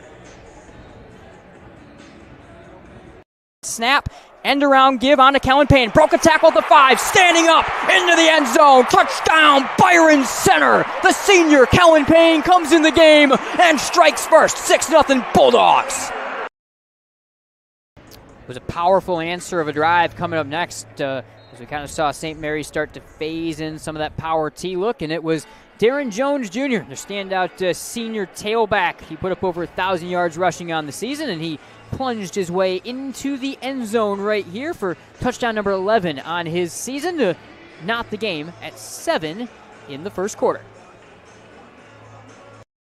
Down to the goal line and into the end zone. Touchdown, Orchard Lake St. Mary's. What a drive and what an exclamation point on the end of that one for Darren Jones Jr. Then probably our leader in the clubhouse right now potentially for the Centennial Securities play of the game. It was Campaign striking from 56 yards out on an end around give, streaking to the end zone for 6 to give BC a 13-7 lead. To him on end around run. He's got the 40. He's got a burst of speed to the 30. Right sideline 20, 15, 10, 5. Touchdown Campaign. The sophomore strikes. Campaign. After Byron Center's defense came up big, things went kind of back and forth because then Orchard Lake St. Mary's defense was able to come up with a big stop. They drove down the field, and this really, really impressive run, a good stop-start move from their standout senior Bryson Williams, who put St. Mary's back on top after the extra point. 14-13 are scoring to the break. Tate's at the 5, stopped on a dime, advances past the defenders into the end zone. Touchdown, St. Mary's. They knotted at 13 on an unbelievably tricky run by the senior standout. That's been the second half.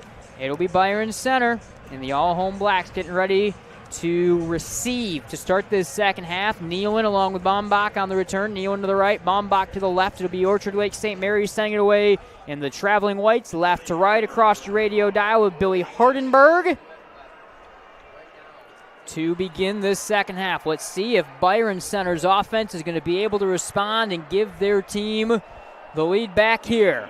Hardenberg, the ball on the tee at the 40. He'll stride it away left to right.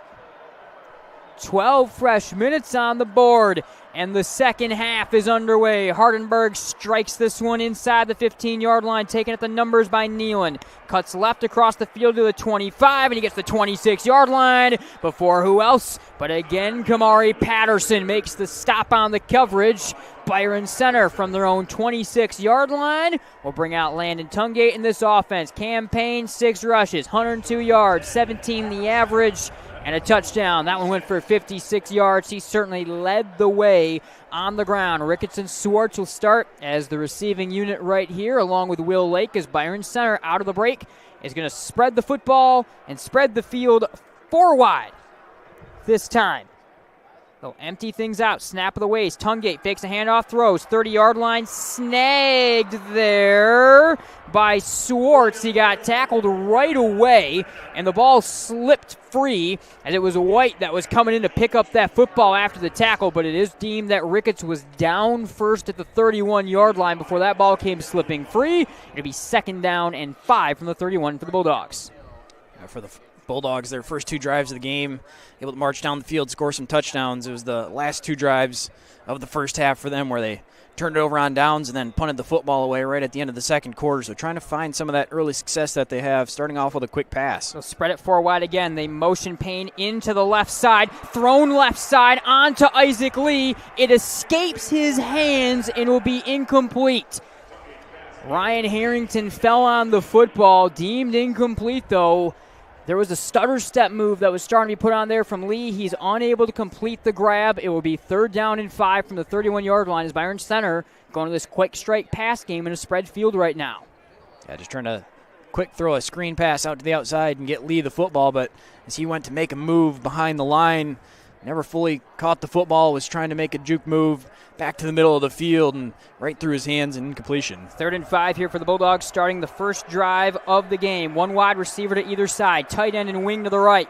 Payne motions out left slot. Tungate looking downfield off the snap. Penalty marker comes in, and a false start against Byron Center will back this to 3rd and 10.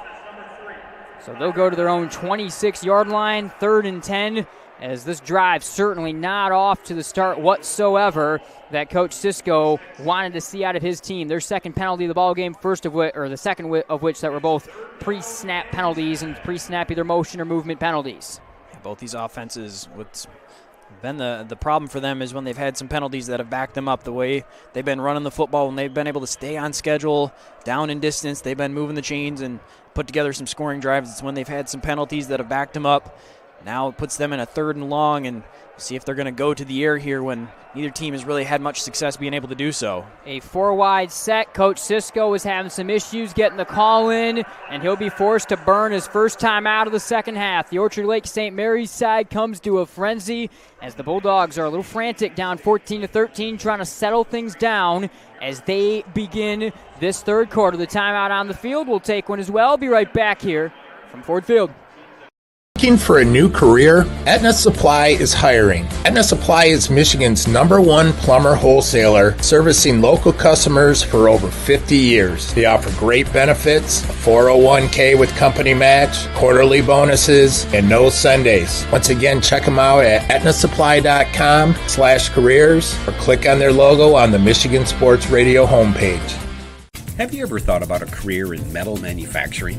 Today, careers in robotics, product development, engineering, and IT are just some of the few of the outstanding careers available. There are hundreds of businesses in West Michigan looking for people just like you and are willing to provide the training you need. Go to youarehired.pma.org or click on the PMA logo on the Michigan Sports Radio homepage. There's an opportunity for a lifelong career, and it's in your hands. 4th and 10, Tungate from the gun, rolling left. Here comes the pressure. Didn't see it coming. Sacked at the 19. Ball came free. Run on by Kyrie Williams. The big guy rumbles inside the 5, down to the 4-yard line. 1st and goal, Orchard Lake St. Mary's. The defense coming up with a huge play. A blindside hit, and the big guy rumbles inside the 5. They're trying to set up one of those rollout passes for Tungate where he right away extends the pocket to the left and then was looking downfield, but never saw the defender pursuing from the other side. Harrington right there delivering the hit and knocking the ball free. And after a 3rd and long, forcing the Bulldogs to go to the air, the Eaglets defense making a big play right there. strip sack and tremendous field position now sets them up, knocking on the goal line. Our first turnover of the ball game, and now a clear leader for the Car Center hit of the game. And here comes the power tee. Bryson Williams to the right. In the middle of the unit is Goike. Jones to the left. Newell goes under center. 2 tight ends. Defense crowds in. Turn, give. Bryson Williams up the middle. Charging the pile. Down towards the goal line. Touchdown, Orchard Lake St. Mary's. They strike again right away. Defense into offense. 20-13 Eaglets. That's quite the way to steal some momentum early on in the third quarter. Already had the 1-point advantage, but just over a minute into the third, get the fumble, get tremendous field position, one snap and you're back in the end zone and extending the lead. Didn't take very much right there. Just needed 3 yards after the big guy, Kyrie Williams, ran it all the way back after the Harrington hit on the strip sack. Extra point is up, and it's good for the lefty, Beckett Kiefer. 21-13, Orchard Lake St. Mary's. A quick statement. Just a minute 5 gone in the third quarter, and the Eaglets have taken control of this ball game in pretty shocking fashion as well. It was Byron Center that started with the ball, but it takes just over a minute for the Eaglets to be the team that strikes first. Drive U is West Michigan's premier ride service. You need a ride to a holiday party?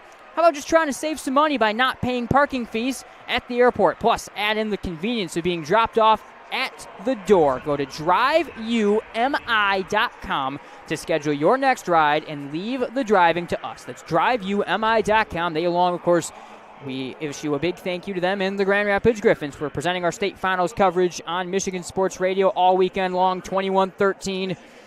A tight game like this. Both teams need to execute at all times. You cannot afford big mistakes, and that was a huge mistake for Byron Center, whose offense now really needs to answer after they weren't showing a ton on that drive before the strip sack fumble even was there. Yeah, the pressure really starting to mount a little bit for this Bulldogs offense. Got off to a really good start, but now their previous 3 possessions, turnover on downs, a punt, and a strip sack fumble, gave the Eaglets tremendous field position to punch that one in. And so still just a 1-score game here. They very much can turn things around with one nice drive down the field, but they've struggled a little bit ever since the first quarter and that hot start. So both teams will get ready to bring it out. We'll see the Byron Center offense once again get set to take the field.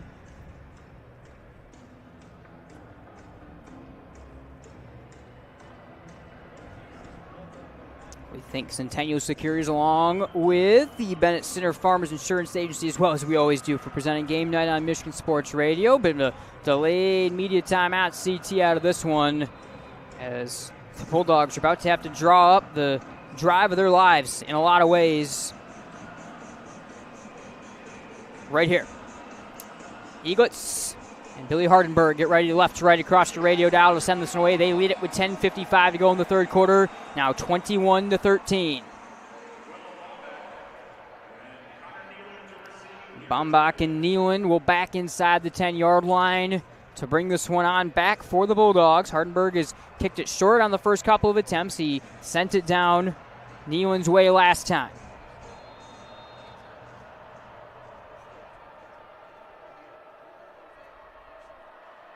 Hardenberg strikes through this one, angles it down inside the 15-yard line at the right numbers, taken by Connor Nealon. Hesitates over the 25 and gets cut up by the pile to the 27-yard line. Here comes the Byron Center offense. They now trail it 21-13. Committed the first turnover of the ball game, gave up points on the other side of that, and they're going to need this offense to string something together here. They tried to spread the field quite a bit on that last drive, got away from the run game that really led them early, but they were starting to lose that line of scrimmage battle. We'll see what Coach Cisco draws up this time.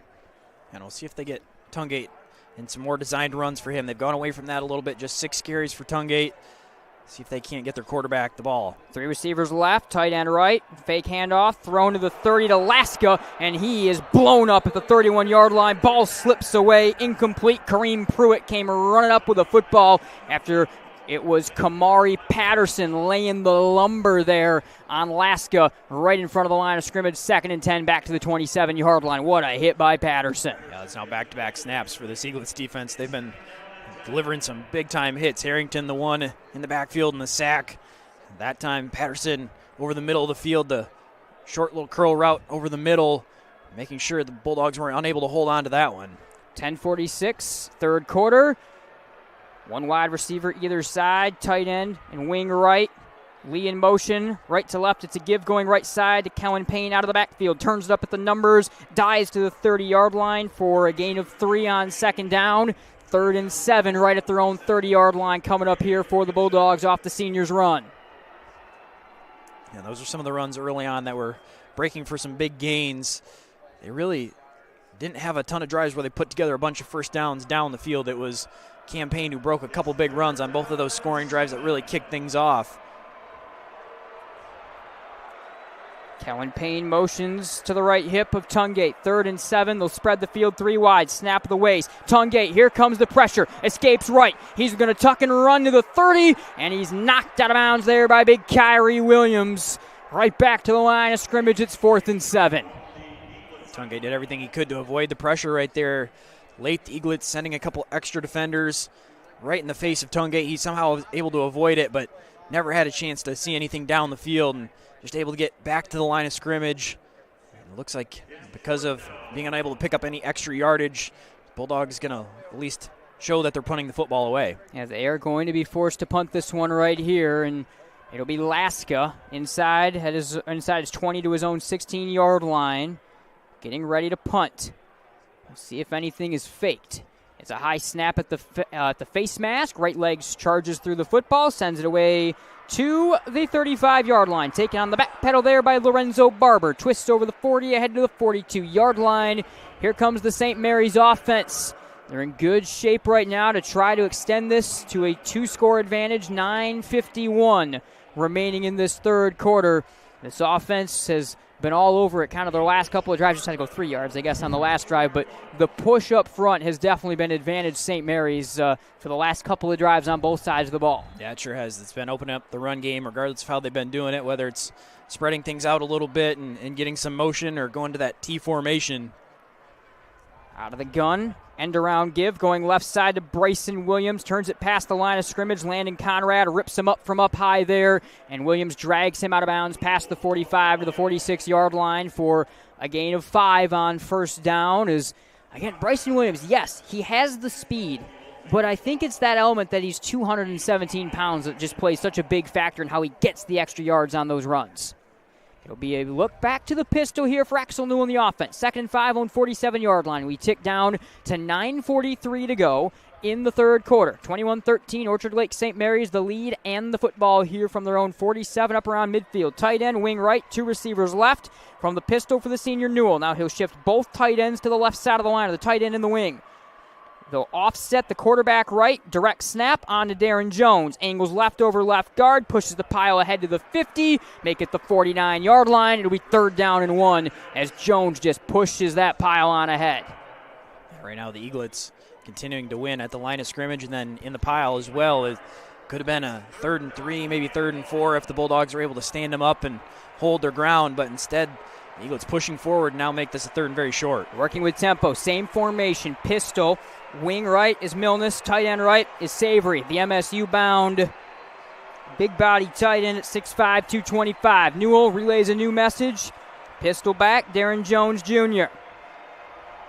3 down lineman for Byron Center. Snap to Newell at the waist. Give to Jones right up the middle. Hesitates over the 50. He gets run into right away, but he's got the first down right on the number. Helmet came popping off in the bottom of that pile as well as the initial contact was made by Nolan Stubblefield, the senior. I said they had it right on the number. Now we're kind of waiting for this mark as the chains have not yet moved. Yeah, looks like the spot actually going to be just short, maybe by half a yard. The official on the far side had the 48, which is the yard necessary. The official on the near side looked like more of the 49, and they kind of met in the middle.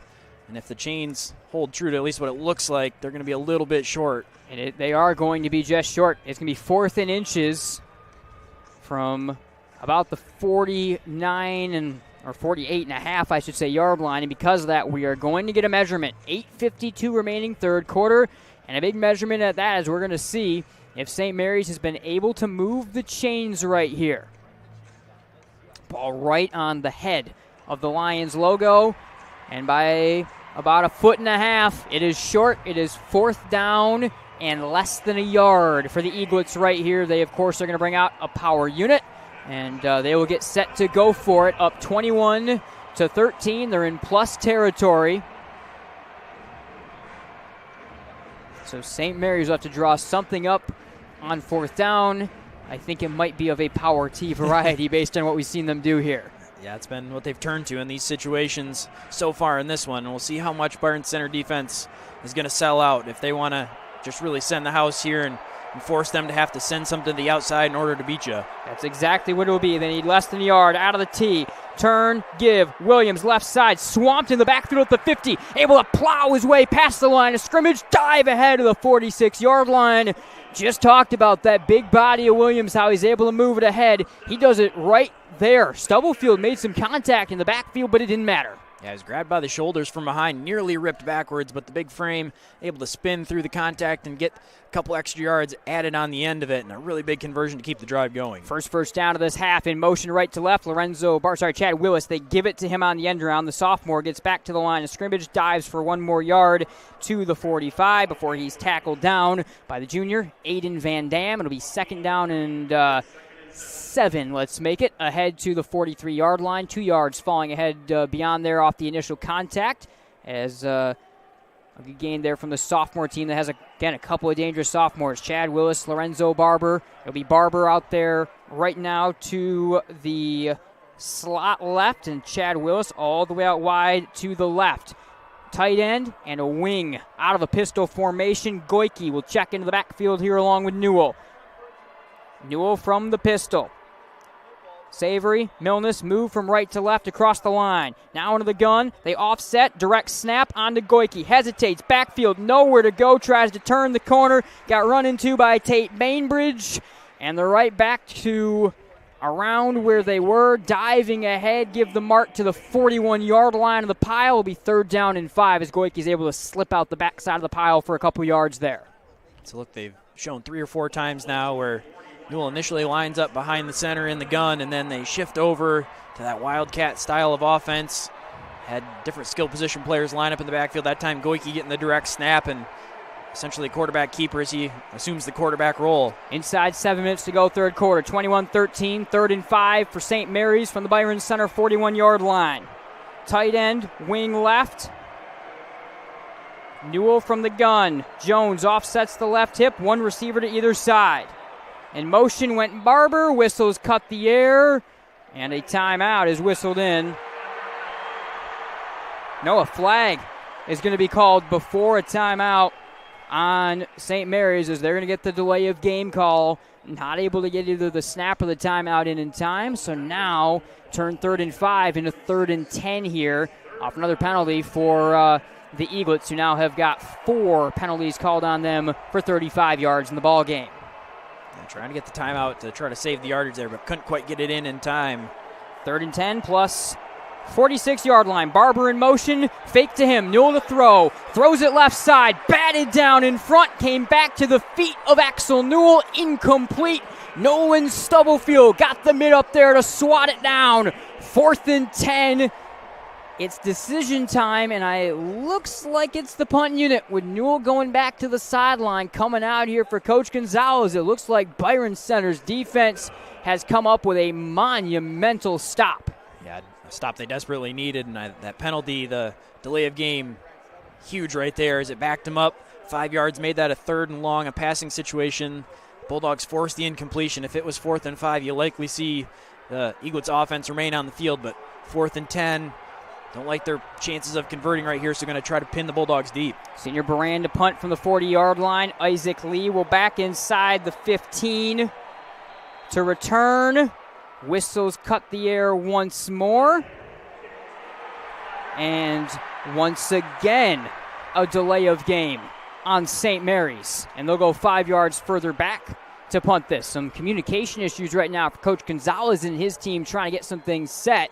As now you can pretty much shift everyone ahead 5 yards. It's Lee standing inside his own 20 to the 19-yard line. Baran back to the 35. Snap to the big senior. Right leg through the football and a high tumbler right up the middle of the field. Fair caught at the 17-yard line. by Isaac Lee. Byron Center offense back on the field, and a huge moment for this Byron Center offense. Landon Tungate put up 6 rushing touchdowns a week ago. His team have been kind of stymied their last couple of possessions. We'll see what's drawn up. We'll see if maybe will it be a move back to their more traditional run game look here for Coach Cisco. They start at their own 17-yard line right here. Bulldogs will break it out. Tungate works from the gun with Cam and Kellen Payne, offset either hip. Split back shotgun. Give going to the left side with Kellen Payne outside the numbers to the 19-yard line. Cut up by the legs and spins down back to the 20-yard line. Tackle made by Darrell Williams Jr. chasing him to the outside for a gain of 2 yards up to the 20-yard line. 3 yards, I should say, up to the 20-yard line. 2nd down and 7 with 6:10 and less to go in the third quarter. 21-13 St. Mary's. That's kind of what they had success with early on. Cam and Kellen Payne running those off-tackle, sweep-type runs to the outside. Better pursuit by the Eaglets there, but I think that's what the Bulldogs going to get back to. Tungate give on to Cam Payne. Cuts it up at the 25. Burst to speed over the 30 and trips his way ahead to the 35-yard line for a first down. Kareem Pruitt on the tackle. And the first down of the second half comes again from the shifty sophomore Cam Payne. And a welcome sight for the Bulldogs offense. Getting a first down big right there just to try to get some momentum back. Been struggling as a unit, haven't really moved the ball a whole lot. On the ground right there, 1st and 2nd down, able to get a nice chunk run, pick up a first down, and get their drive started. Will Lake, Isaac Lee, receivers go right side. Tungate works from the shotgun, wing left is Laska. From their own 35-yard line, in motion left to right, Laska. He'll pitch it onto the end-around man, coming back left side. Isaac Lee cuts up to the 30, gets wrestled down, but a face mask from Harrington brought him down. Penalty markers come flying in, and it's going to be 3 yards to the Bulldogs. Yeah, well defended initially by the Eaglets. They stayed home on the reverse. Lee was looking to turn that one upfield, and I believe it was Rucker down on that side as well that was able to stay home, but then as they were going to wrap up Lee, hands getting too close up towards the face mask, and as they brought him down, did get a piece of it. That's going to be a free first down for the Bulldogs. And a big one as well. It's going to move that ball right up around midfield. Not right up around midfield, right to midfield. 50-yard line, left hash mark. It was Chris Rucker that was the one. And maybe it was Harrington. Maybe they both got a piece of the face mask, actually, as they ripped him down right at the 50-yard line. One wide receiver either side. 1st and 10 here for Byron Center. Snap, give, Payne to the left side. Has a bit of a hole over the 50. Pushes the pile down and trips his way over a defender to the 45-yard line for a gain of 5 on first down. Cam Payne is running hard right now. The sophomore trying to take this ball game over on the ground as it's Coach Cisco going back to that ground game. Inside 4:45 to go, third quarter. 2nd and 5 for Byron Center. They trail 21-13. And Cam Payne was over 100 yards pretty early in this one. Now getting back to him a little bit, letting him get a bunch of touches and start to wear this defense down. One wide receiver either side. Laska, the wing to the left from the gun. Snap to Tungate. Quarterback draw right up the middle. The pile fell on him at the line of scrimmage, and the knee went down right where he started at the 45-yard line. It was Fresquez, the inside linebacker, along with Kamari Patterson, charging in from the 2nd and 3rd level in the middle of the stop. 3rd down and 5 from the plus 45 for Tungate and the offense. 4 minutes to go in the third. Bulldogs, home black uniforms, break it out. Same formation, ball on the left hash mark. One wide receiver to either side. Leaning into the gun, Tungate. Snap of the waist, fake handoff. Drop to pass. Here comes the pressure. Evades the first wave of it. Can't evade 2 more white jerseys. Ryan Harrington wraps him up for a sack and a loss of 3. Back to the 48-yard line. Bulldogs are trying to set up a shot down the field, but just too much pressure. The Eaglets getting home from basically all sides. Tungate had nowhere to go, tried to step up and through the pocket, but was unable to do so. Saved some of the yardage by falling forward and maybe giving them a chance here on 4th down, but it looks like regardless, they lost a couple. It does look like maybe going to have to punt the ball away. I will note Tungate is once again going to be the up man on this punt. Laska backs to the 38-yard line. Bryson Williams will be the return man to the 16. They've faked one once already out of this look. They're on the plus side of the field. It's snapped on to Laska. Right leg through the football. Very short punt with some pressure in his face. It falls outside the numbers at the 35-yard line. Takes a good bounce for Byron Center inside the 25 down to the 22. That's where Bryson Williams lets it get touched up by the senior Carter Ahern. Here comes the St. Mary's offense. 2:53 to go in this third quarter. Again, thanks to Drive U and the Grand Rapids Griffins for presenting our state championship coverage all weekend long here on Michigan Sports Radio. And with that, let's hear from the Grand Rapids Griffins.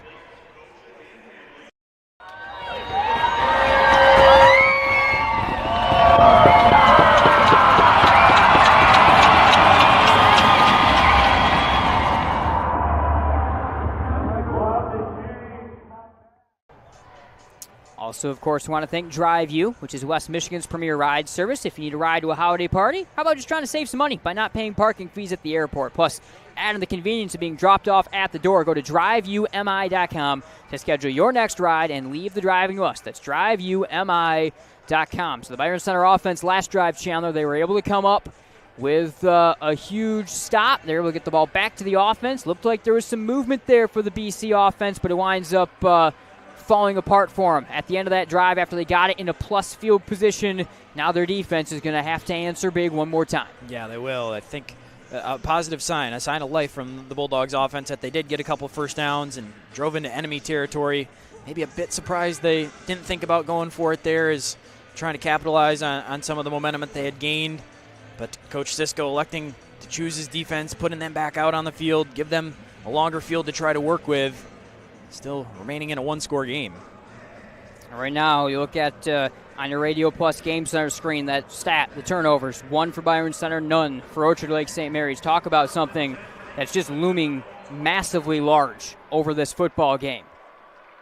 St. Mary's breaks out of the huddle, motions around, and they're going to show a wildcat formation with a direct snap on to Darren Jones. Hesitates, runs it left, broken up in the backfield right at the line of scrimmage. Nolan Stubblefield shot out of a cannon. Jones able to dive out of that tackle for a yard at most. It'll be 2nd down and 9 right ahead of the 23-yard line. Stubblefield's been very active off the edge like that for Byron Center. It'll be St. Mary's working with tempo here on 2nd and 9. Newell goes back to work out of the pistol. Wing and tight end going to be utilized to the left side of the line. One receiver to either side. The sophomore Barber left, and the senior Bryson Williams to the right side of the formation. Pistol back is Darren Jones. 4-down lineman coming for Byron Center. Snap at the waist to Newell, giving up the middle to Jones Jr. Burst of speed over the 30, shakes his way to the 35, and the secondary rips him down to the 40, tumbling ahead to the 42-yard line. Kellen Payne on the stop, and a 1st down run, and a dangerous-looking run for Darren Jones Jr. A lane opening up right in the middle of the field.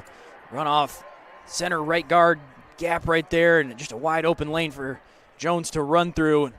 With tempo out of the pistol, fake handoff, thrown right side, nearly intercepted. Diving attempt from Eli Farrell was thrown the direction of Bryson Williams. He and Jayden Savoury, both with their arms up. There was some miscommunication on that quick RPO play. Once again, St. Mary's going back to tempo. 1:52 to go, 2nd and 10 here in the third quarter. From their own 43-yard line, the Eaglets lead it by 8. Out of the pistol, Newell now looks back to the sideline for a new message. Ball is on the left hash mark. Receivers both to the right-hand side are Willis, and in the slot is Bryson Williams. Newell settles into the pistol once again on 2nd down and 10. Snap, or a clap and a snap. Give Jones, angles left to the 35, lowers his head to the 50, bursts to the 40, left sideline 30. Only one man can bring him down to the 25, and from the shoulder pads, he's ripped out of bounds by Conrad, who saves a touchdown, but the Eaglets are inside the 30-yard line. A really nice vision from Jones on that one. Started off on the right side, but sees the opening off to the left and nearly lost his balance and would have been short of the 1st down, but just able to keep it.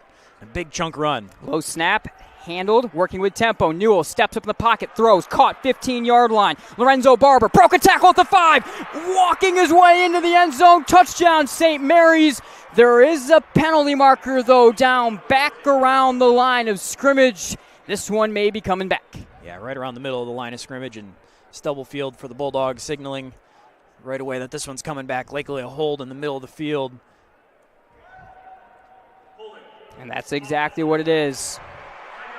holding penalty on St. Mary's will take a touchdown.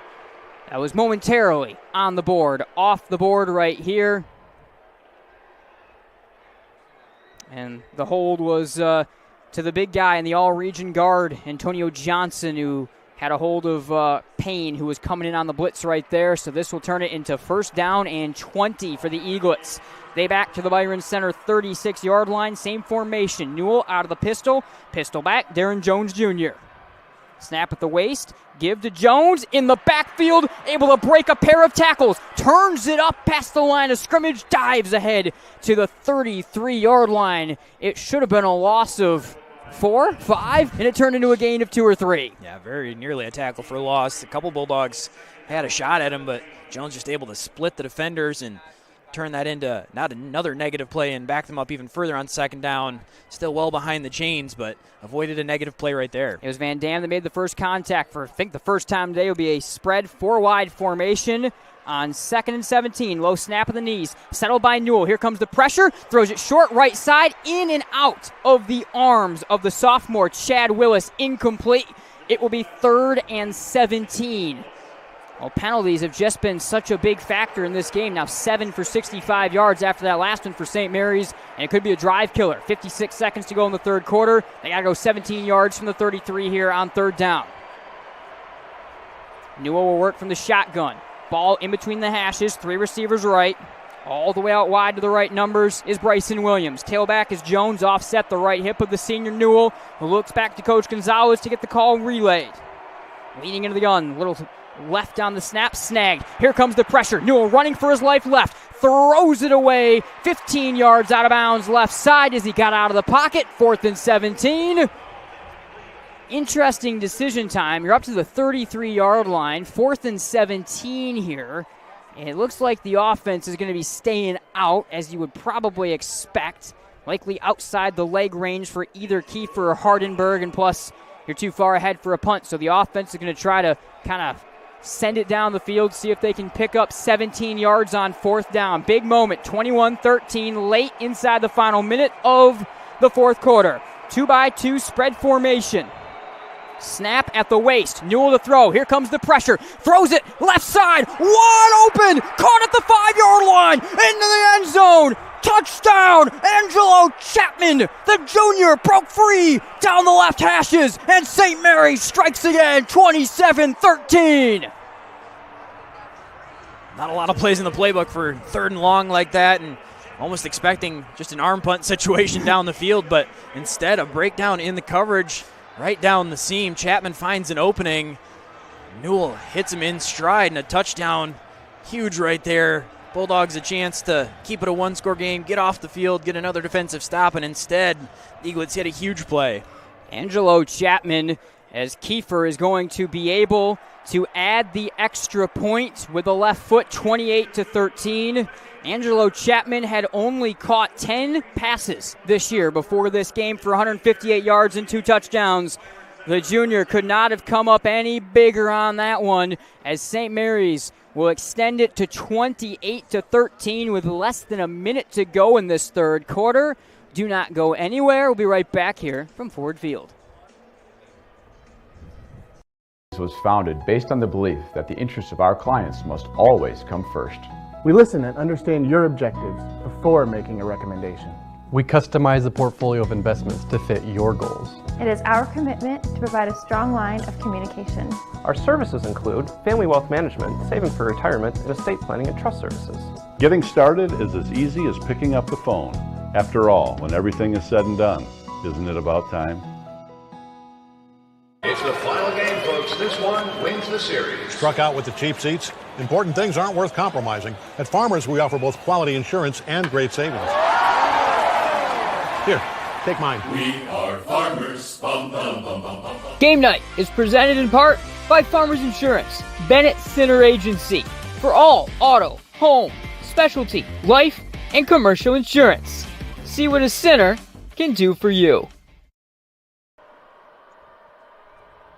Welcome back to Ford Field. Billy Hardenberg chips away inside the 30-yard line, outside the numbers here to the ranging up man on the return. Connor Nealon, and he's got it striding ahead just shy of the 35-yard line. Here comes the Byron Center offense, Chandler. They now trail by a couple of scores, a 28-13 disadvantage now for a Bulldogs team that's just been trying to find anything to work in the second half right now, and that long TD strike from Newell to Angelo Chapman has certainly changed the math on this ballgame. On 4th and 17, certainly has changed the ballgame. Yeah, it sure has. Really flips the script of what could have been for the Bulldogs, and instead of facing a one-score game and a chance for your offense to still have a chance to at least tie it up, the defense gives up a big play. Now some more pressure on the offense. They did get a little bit of movement down the field, mostly in the run game last time, but now needing scores and somewhat quickly. From the split back gun, snap to Tungate, rolls right. Here comes the pressure. He'll tuck and run. Spins off a tackle over the 35 and dives ahead to the 40, 41-yard line. Gain of 9 on first down before the tackle is made from behind by Trajan Gibson, the sophomore defensive tackle. Good escape act right there from Landon Tungate. Of course, we know what he can do with his legs. He scored 6 touchdowns a week ago. He's got 19 TDs on the ground on the season. He's got the 41-yard line. It's going to be 2nd down and 9. Inside 5 seconds to go. They're going to try to run one last play here in the third quarter.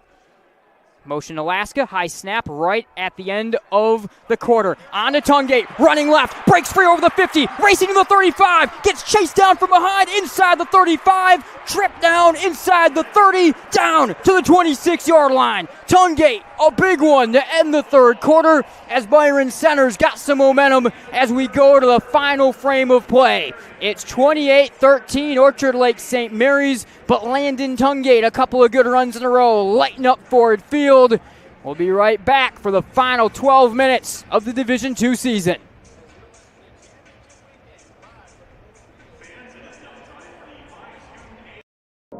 Do you have a distressed home you'd like to sell? Did you inherit a home you'd like to move on from with ease? Are you a tired landlord and it's just time? For Real buys and sells as-is homes with a mission to create real estate upside for everyone. We're fast, fair, for real. Call or visit For Real today for your free 15-minute consultation. 616-816-2028. Golf 616 is Grand Rapids' newest and most elite indoor golf facility.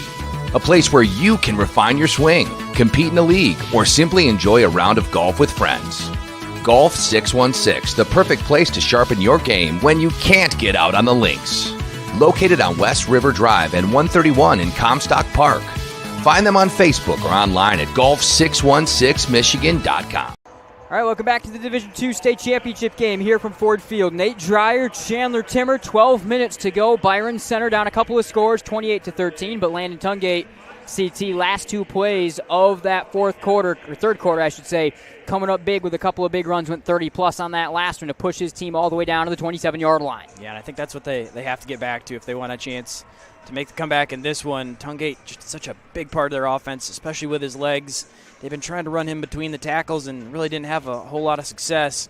These last couple snaps of the third quarter there, able to get him some runs to the outside with some rollout looks where he can either pass or run, or some off-tackle type runs instead of running right at the heart of the Eaglet's defense. Prior to those last 2 carries, Tungate had 9 carries for 3 yards. A couple big runs right there. Now he's got 11 for 43, and if they come back in this one, it's going to be likely on the legs of Tungate. Yeah, Tungate averages over 6.5 yards per carry, and that even is kind of a low number compared to when you just think of the amount that he runs it at the goal line is really their primary goal line back, so to speak, a lot of times. It kind of brings that total down as well. So certainly has been trying to tap into what he normally brings to the table. He runs for 112.5 yards per game. He throws for over 150 yards per game as well. Typically, this offense now has broken over 200 yards on the game, and it's been the run game for both teams. 254 yards on the ground for St. Mary's, 189 yards on the ground for Byron Center. We knew the run game would be key. I think we've seen that been exactly the case so far. Yeah, it sure has. Most of the damage has been done on the ground. The Eaglets able to strike through the air on their previous drive, but still, they're Newell just 2 of 8. Tungate 4 of 8, 20 yards for Tungate, so neither team has had a ton of success in the air. It's been all mostly on the ground. Tungate in the offensive work out of a split-back shotgun. Kellen Payne to the left, Campaign to the right. They run some motion with Laska, quarterback keeper. Tungate cuts it up to the 21, spins off a tackle of Fresquez inside the 15, and spins down to the 14, making even the 13-yard line. Took the tackle of White to stop him. A first down for Landon Tungate, 8th of the game for Byron Center. Quite the run. His number 4 is looking to make it happen down the stretch. Able to break a couple tackles when he's been having to run into the interior of the Eaglets defense against some of those big boys along the defensive line. Has had some issues, but when you get him out the outside there and gets matched up on some of the corners and safeties, much better job and able to break some of those and spin free, get some extra yardage. Up to the 14-yard line. Second trip to the red zone this game. Split back gun, give Cowan Payne. Cuts it up to the 11, stays on his feet, and dives ahead to the 10-yard line as he got grabbed on by his feet by Fresquez on the tackle. But it's a gain of 4 on first down to the 10-yard line. Jackson also credited the stop for St. Mary's right to the 10-yard line. Lee will come in for Swartz right here from the sideline for Coach Cisco. Right at the 10, ball on the left hash mark. First minute gone, fourth quarter, 28-13 St. Mary's. Byron Center knocking on the door. Split back gun. Single receiver left is Lee. Snap to Tungate. He'll draw up the middle. Angles left to the 5. Cuts by a man into the end zone. Touchdown, Byron Center. They're back within a score. 10:45 in the fourth. Really big drive from the Bulldogs right there to cut this back down to 1 score likely. Tungate able to get it done with his legs. The quarterback draw on that one. Defense drops back just a little bit, respecting Tungate's ability to throw the ball yet, but then able to cut right through the middle of the field.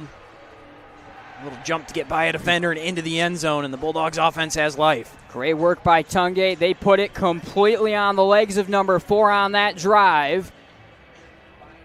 Here comes more of the power offensive unit on and off the field. They've changed the unit a couple of times right here. 28-19. The Bulldogs are going to go for 2. They're going to need one in here. They'll spread the field. They'll bring the spread unit out in the end. 3 receivers tight to the right-hand side. Tailback, Payne to the left hip, snap at the chest. Tungate to throw. Right side to Lee. Caught on the leap at the 3-yard line, and he's broken up shy of the end zone by a charging Reese Hurst. A big stop by the junior right there, and it remains 28-19. And very critically now, Byron Center still down 2 scores as they are unable to get that 2-point conversion to go. So a big one for St. Mary's. They hold on the 2-point try. It remains 28-19. We'll be right back here from Ford Field in our D2 state championship coverage. Order groceries, schedule appointments, and rides online. So why not house cleaning? Sweep is West Michigan's go-to residential cleaning service. Order cleanings in minutes by selecting the rooms and services you need on the Sweep app. Pricing is transparent, scheduling is flexible, and we're fully bonded and insured. Visit sweepllc.com to download the Sweep app or book online. First-time users use promo code FIRSTORDER to get 10% off. sweepllc.com. A cleaning in a sweep.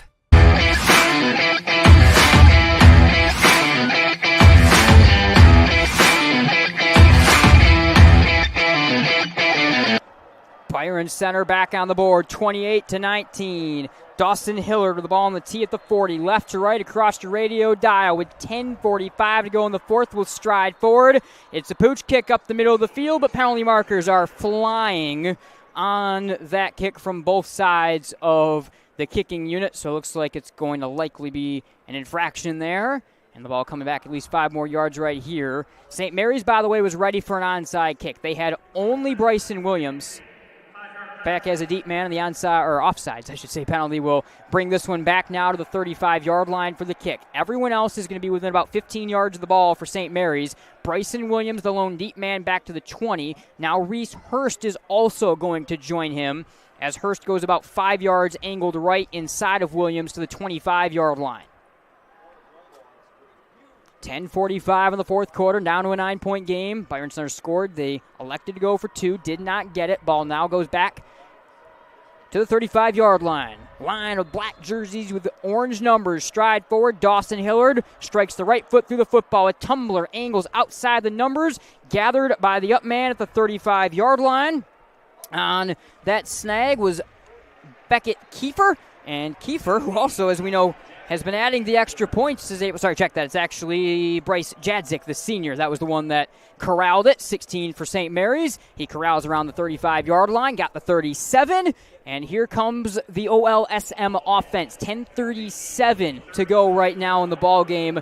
And scoring is big to put yourself in a really good position to walk away, but also killing some time right here for an offense that mostly has been working with tempo. I'm curious to see the mix that we're going to see because of that. Yeah, some of the most success they've had has been in the up-tempo style offense. But now, as you also mentioned, they're going to want to kill some clock, so it kind of goes against what they might be trying to do. This is a give onto onto Bryson Williams. He'll angle left, able to break out of a tackle to the 45-yard line. Spins his way over the 50, dives ahead to the 48, outside the numbers. First down, Bryson Williams coming out of that misdirection pile and squirts free into positive territory for St. Mary's as they pick up their 17th first down of the ball game. Yeah, trying to extend that one to the right side, but able to reverse field all the way back to the left, and then it was just a foot race. A big run right there gets them into opposing territory. And Williams, 13 carries now, had just 28 coming into this one on the season, so he's been a focal point for them in the run game. Newell give to Jones out of the pistol, hesitates through the line of scrimmage and bursts ahead over the 45 down to the 44-yard line for a gain of 5, and even 5 on first down up to the BC 44-yard line. And again, it's tempo out of the pistol. Newell right away claps, now looks back to the sideline. Power pistol look, wing and tight end left in Milnes and Savoury, and a couple of wide receivers spread to the right-hand side with Williams all the way out wide to the right, near to the numbers, the ball on the left hash mark. 9.5 to go, clock ticking, fourth quarter. 2nd and 5 here for St. Mary's, leading by 9, 28-19. Newell leans into the gun, offsets the left foot just in front of the right. Clap, low snap at the knee, settle, given on to Jones. Angles left to the 40, burst the speed of the 35, veers right 25, between two defenders to the 20, gets tripped up there by Lee, falls down to the 15-yard line. First down and into the red zone for Darren Jones Jr. Darren Jones showing that burst. A couple times now he's had some openings in the middle of the field, and if they give him a seam to run through, then he can really make you pay, able to run away from multiple defenders, split the safeties down the field before he's eventually brought down. 9 minutes to go, out of the pistol, snap to Newell. It's Goikian, hesitates through the line and pushes the pile that hit him ahead to the 11-yard line for a gain of a good 4 on first down, and a 2nd and 6 coming up as Goiki checks into the ball game, the 5'9", 185-pound bowling ball. He has 3 Division III offers, including Hope, of course, the unbeaten team from not just down the road from us, they're in our hometown of Holland. It'll be a look back to the sideline here for Newell. 8.5 minutes to go, 2nd and 6, 11-yard line, leading 28-19. Newell from the pistol. Goiki remains the pistol back. Tight end, wing left. Delayed give, Goiki, right side, down to the 5-yard line, dives down to the 4. He's got the first down on the number. Laska and company making the tackle, but again, the bowling ball back. Goiki able to make a couple of good runs before Jones will come in. It's a 1st and goal on the way right here for St. Mary's. They've got the 5-yard line on the mark. Same formation, pistol, wing, tight end left, 2 receivers to the right for Axel Newell, wearing 10 of the traveling white uniforms for the Eaglets. Relays a new message, straddles into the pistol. Snap to Newell, give, Jones Jr. hesitates at the 5, and Luke Laska wraps him up at the line of scrimmage. They'll give him half a yard, 2nd down and goal from the 4.5, 5-yard line. Eaglet's going to have multiple shots at it here down inside the 5-yard line. 2nd down, now going to have 3 more chances at it, and the Bulldogs, I think they have to start thinking about getting really aggressive right here. Force the Eaglets if they want to try to throw the ball out wide. And now it looks like even the Eaglets going to go even a heavier set than what they have been. And both teams going to really stack the line of scrimmage and go at each other. They'll go to a wildcat formation. Direct snap is going to be on to Darren Jones Jr. Angles right, stutter step of the 5, takes 2 defenders with him, spinning into the end zone. Touchdown, Darren Jones Jr. Touchdown, Orchard Lake St. Mary's, 34-19. Fast drive from the Eaglets right there. They were looking to kill some time, but it doesn't really matter if you can put points on the board and extend their lead even further. Get down to the goal line, power set. Jones gets into the end zone. Nice finish to that run, able to get across the goal line. He's got a huge day here, over 100 yards, a couple touchdowns. Lefty freshman Kiefer will look to add the extra point. Strides through the football, and that one is right down the hatch and good. He remains perfect on the extra points. 35-19, Orchard Lake St. Mary's, another big answer. The Eaglets right now taking a front foot ahead and putting a hand on the trophy as they look for their 9th state championship. Don't go anywhere. We'll be right back from Ford Field in Detroit. Stock up this Labor Day with amazing savings at your neighborhood family fair. With Card, enjoy cool sips of select varieties of Pepsi or 7-Up products. Buy 2, get 3 free. Beat the heat with 6 to 12-count Outshine bars, 2 for $8. And save on items down every aisle during our Buy 5, Save 5 sale on items like select varieties of Nabisco Ritz or snack crackers, select varieties of Farmland sliced bacon, or Kool-Aid, Tang, Arizona, Mio, Country Time, or Crystal Light drink mixes. Family Fair in your neighborhood. Car Center is an automotive collision repair company with multiple shops throughout West Michigan. Our goal is simple: to bring hospitality to the collision repair industry. You can find us online at carcentermi.com to find the location nearest to you. Because at Car Center, fixing cars is our job. But helping people, that's our business. Welcome back. Darren Jones has joined Bryson Williams with 2 touchdowns scored for the Eaglets. They now lead at 35-19 in this one. With 7:04 to go in the D2 State Championship game, Byron Center looking for an answer. Nate Dreyer, Chandler Timmer. And by the way, the following is happening at Golf 616, West Michigan's premier indoor golf center, located across from the ballpark on West River Drive. There are winter leagues forming. Also, make sure you check out the early bird special Friday through Sunday from 8 a.m. to 12 p.m. for a discounted rate. Monthly memberships are available, and if you're looking for Christmas gift ideas, gift cards and loyalty cards are each certainly on the table. The loyalty cards, you can buy 4 sessions and get 1 free. 7:04 to go, right to left across the radio dial. Billy Hardenberg, the junior, wearing 38 in the traveling road uniform, will get ready to send it away. Carter Ahern now will join the return unit along with Will Bombach at the 10-yard line for Byron Center. Now down 35-19 and needing that much more urgency if they are going to find a way to capture the first state championship in school history. Hardenberg, a short one, angling down to the 25-yard line, taken on a leap by Kellen Payne, the up man. Broke a tackle at the 30 and pushes the pile ahead to the 37-yard line. A little bit of wrestling and fighting on the end of that one. Here comes Tungate in the offense. They worked very effectively last drive, Chandler, but might wind up being a little too late. They're going to have to find a whole different modus operandi of moving the football here with some speed. Yeah, they sure will. They're able to change their fortunes a little bit, turn things around, get something going offensively the last drive. And the bright spot for the Bulldogs as well, the score you just gave up hurts a little bit. Still remains a 2-score game, 16 points.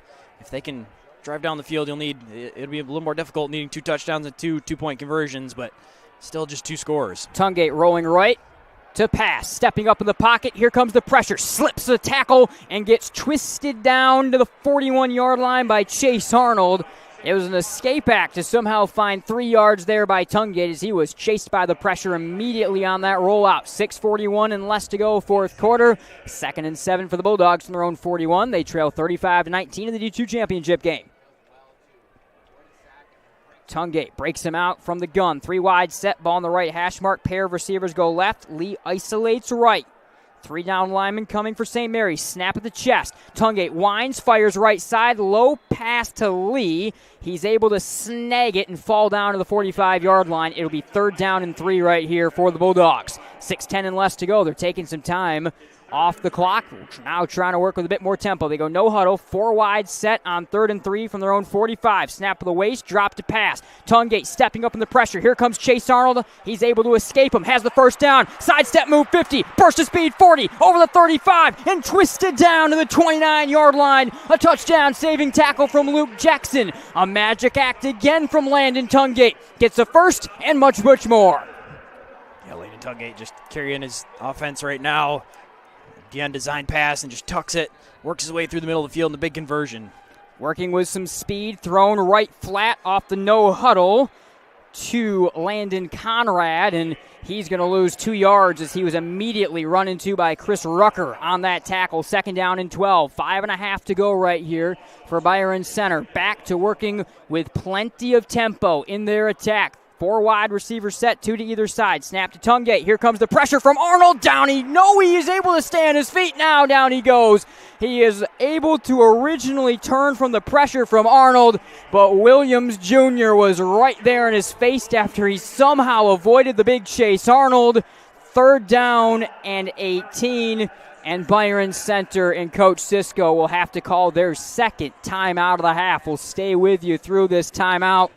What an escape act by Tungate to break the first tackle, but there was more pressure led by Williams. Trajan Gibson was there as well to bring him down. A 3rd and 18 in desperation time for Byron Center. Ramps up with 5:08 to go, down 35-19. Yeah, the Eaglets' response to Landon Tungate having a couple successful runs is send a couple extra bodies, bring the blitz right through the heart of the defense in the middle of the offensive line, and they get home right there. Tungate doing everything he can to try to spin out of it. 5:06 to go here in Ford Field in the Division II championship game. Byron Center now 263 total yards of offense in the ball game. 240 of that have come on the ground. St. Mary's the first to north of 300 on the ground. They have 317, a game that, based on the way this goes, both teams may have a chance to go north of 300 yards on the ground. It's definitely along what we may have expected to see a little bit in this ball game. And it's been St. Mary's that certainly has dominated that part of the attack. Kellen Payne will be in the backfield. 3rd down and 18 alongside Tungate. 3 wide receivers to the left. The tight end Bainbridge to the right with the ball on the right hash mark. Snap at the chest. Tungate rolling left at the 45. Throws it down the field off his back foot. Leaping grab made by Lee at the 25. Turns out of bounds 4 or 5 yards short of the marker. They're going to make it 4th and manageable. Very good connection there between the longtime teammates Tungate and Lee. Yeah, they go with the designed roll out to the left side, try to move the pocket. Tungate still had a little bit of pressure in his face, but able to deliver an accurate throw on the run, and just the second connection with Lee on the day. This one big, though, as it makes this 4th down much easier. Still not an easy one, 4th and medium, but much more manageable. Yeah, Lee turned out initially at the 24-yard line. Looks like he may have nearly got another yard or two, but he turned out the 24. That makes it a 4th and 6. 4:58 to go. Byron Center down 35-19. They need to convert this. Whistle from the sideline. And Coach Cisco has called his final timeout of the ball game. We will take one quickly right alongside the Bulldogs, but a big one right there as Coach Cisco will burn his final timeout. We'll be right back.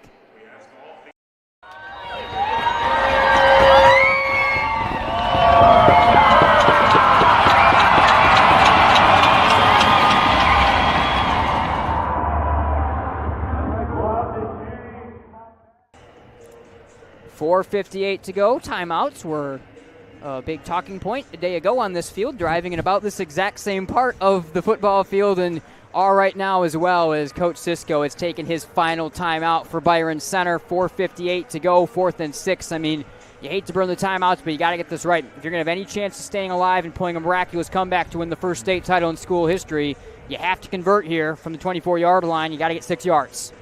On one hand, it really hurts to use those timeouts on offense.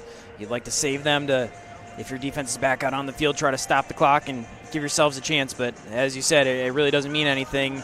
If you were discombobulated before this snap on 4th down and you don't convert it, the timeouts don't help you there. So Coach Cisco electing, even though it hurts, to use the final one right here to make sure his offense is set and gives themselves the best chance to try to convert 4th and 6.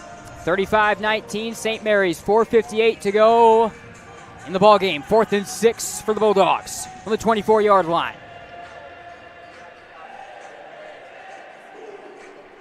St. Mary's looking for the 9th championship in school history, the first for Jermaine Gonzales in just his 3rd season. We're going to restart one of the state's great dynasties. They won 3 in a row in 2014, 15, and 16. Landon Tungate rolls the offense out. Ball on the left hash mark from the 24-yard line. They go 4 wide. Trio of receivers right. Isolated left is Isaac Lee. Kellen Payne, the tailback, offset right hip. Landon Tungate. St. Mary's brings 4 down linemen, 1 high safety. 4th and 6 to stay alive. Snap of the waist. Tungate, here comes the pressure. Winds, throws right side. Diving catch is made at the 15-yard line. On the tumble, Will Lake moves the chains for the Bulldogs. Tungate able to stand in the pocket through the pressure. The offensive line does a really nice job picking it up. Finds Lake over the middle of the field, dives in forward and gets just enough for the first down. Bulldogs now go empty backfield. 4 wide receivers right with Payne in that slot. Tungate clutches, firing left side for the end zone over the head of Isaac Lee. He put the right mitt out in the air trying to high point the football. Good coverage from Chris Rucker. 2nd down and 10, 16-yard line. The Eagles defensively just sending pressure continuously now, especially in the red zone, bringing extra linebackers, corners off the edge, forcing Tungate to have to throw the ball up quickly, not allowing him to escape the pocket. It's going to come down to if the Bulldogs receivers can win one-on-one and try to get some separation early. 4 wide set, trips right from the 16-yard line. 2nd down, Tungate guns one right sideline off the rollout, in and out of the hands of a diving Will Lake at the 10-yard line. Make it 3rd and 10. Again, the designed rollout to the right side would have been a short completion even if they connected right there. But Tungate has very little time. He's even on the rollouts where they're trying to move the pocket to give him extra time. He's being pursued from the backside, doesn't really have time to set his feet and try to find something down the field. 4.5 minutes to go. 35-19, a 3rd and 10 from the St. Mary's 16-yard line. And the Eaglets are showing a ton of pressure. Snap to Tungate, throws it left side into the flat to Kellen Payne. Made a man miss at the 15, turns his way up over the 10, dives to the 9-yard line with Chase Arnold making the tackle. It'll be 4th down and 4. They have to convert again. They're working with tempo. We tick inside 4:15 to go. They trail 35-19. From the 10-yard line will be the mark. 4th and 14. Empty backfield. 5 wide set for Tungate. Snap of the waist. Drop to pass. Here comes the pressure. Throws it over the middle. Broken up at the 5-yard line. Who else? Kamari Patterson. Another big play in the secondary. Turnover on downs. St. Mary's football with 4:03 to go. Once again on 4th down, the Eaglets bringing pressure. Tungate, it looked like for a split second, thought about trying to escape, but realized he wasn't going to be able to outrun the defenders and pick it up himself, and just kind of an awkward off-balance throw trying to get it over the middle. Actually a pretty accurate throw to try to hit Kellen Payne on the slant. Really nice coverage, able to knock that one down, and Bulldogs coming up short on 4th down inside the red zone. Kamari Patterson making plays all over on special teams, hits in the secondary, breaking things up. The junior safety who's got 4 Division I offers, he might deserve a couple more the way that he's played in this ball game. Out of the pistol, starting at their own 10-yard line. Snap into the turf to Jayden Gonzales, who's in the ball game. Penalty markers fly as well on the snap, and a false start will back them up to the 5-yard line. So Gonzales will come in here to play quarterback for the first time. He's a terrific running threat. He also throws the ball well. He's a 70% passer. Also puts up 7.7 yards per carry. So, again, the sophomore Gonzales works from the pistol. Low snap of the knees. Delayed handoff onto Jones Jr. Runs it left side over the 10. He's got Will Lake grabbing. A couple more Bulldogs join him to the 15, trying to rip the ball free. Jones stays on his feet and pushes that pile all the way to the 18-yard line. He gets almost all of it right away. 2nd down and 2 to the 18. Bulldogs doing everything they can to just try to rip the ball free, stand up the runner, and then try to rip the ball out. But a big gain as they give up extra yardage in the pile, and with no timeouts remaining, Orchard Lake St. Mary's just has to pick up a first down or two, and there's not much the Bulldogs can do. And now 2nd and very short gives the Eaglets a very good chance to try to pick that up. Gonzales from the pistol, 2nd and 2, 18-yard line. Clap, snap at the chest. Give up the middle. Jones cuts it outside. Has the first down of the 25. Veers right at the 30 and breaks his way down to the 34-yard line where he got ripped down by the shoulder pads from Landon Conrad. First down, St. Mary's. The clock will tick inside. 3 minutes to go. And big one right there, able to bounce that to the outside. And again, the Bulldogs ripping at the ball, but ball security. Eaglets holding on to it. Now by the time they snap the ball a couple times, not going to be much of the clock remaining. They're going to continue to eat up the entire play clock before they do snap it. It will be Goike now that will join Gonzales in the backfield, out of the pistol. 1st and 10 from their own 34-yard line. Gonzales letting the clock run all the way down. Penalty markers come flying in. Still 5 seconds on the clock, and it's going to be a false start. That's going to be called. Some movement right there for St. Mary's, I think, come from one of the receiver spots. So back it up to 1st and 15 to their own 29-yard line. How about this story, though? 8 penalties for 70 yards, despite the dominance for St. Mary's. I mean, a coaching game, or a game that the coaching staff cannot love in terms of lack of cleanliness for this offense. Low snap to Gonzales, give to Goike. Angles right to the 30, broke a tackle and spins his way down over the 35-yard line. Just had his shoelaces taken out by Lee. He's able to pick up a good gain over that 35 to the 37-yard line. 2nd down and 7. First of 3 games here on Michigan Sports Radio this weekend as the clock will tick down inside 2:15 to go. St. Mary's on their way to their 9th championship in school history. Zeeland West tomorrow against Detroit King. That in 12:30 kickoff on MSR, and then Cass Tech and Hudsonville at 7 o'clock, wrapping up the weekend of coverage and wrapping up the season of coverage. Basketball starts next week. CT and myself will be back on the air on Tuesday as Granville takes on Northview. Handoff to Goike outside the numbers at the 45-yard line. He veers out of bounds to the 45. He's got the first down. 1:52 to go. Clock will stop for the chain mover again from Goike, the senior, running well.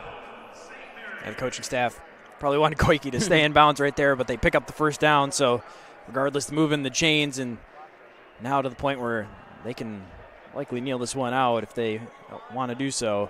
Nearly 400 yards of offense now. 395. Jayden Gonzales, snap at the chest, give to Goike. Angles right, burst of speed, 50, broke a tackle, 40. Angles right at the 30, 25, 21 man to beat, and he gets shouldered out of bounds down to the 19-yard line by Will Lake, who saves a touchdown. Goike got running in the open field looking for one last touchdown in his career. 1:43 to go and nearly had 6. He's up to the 18-yard line into the red zone.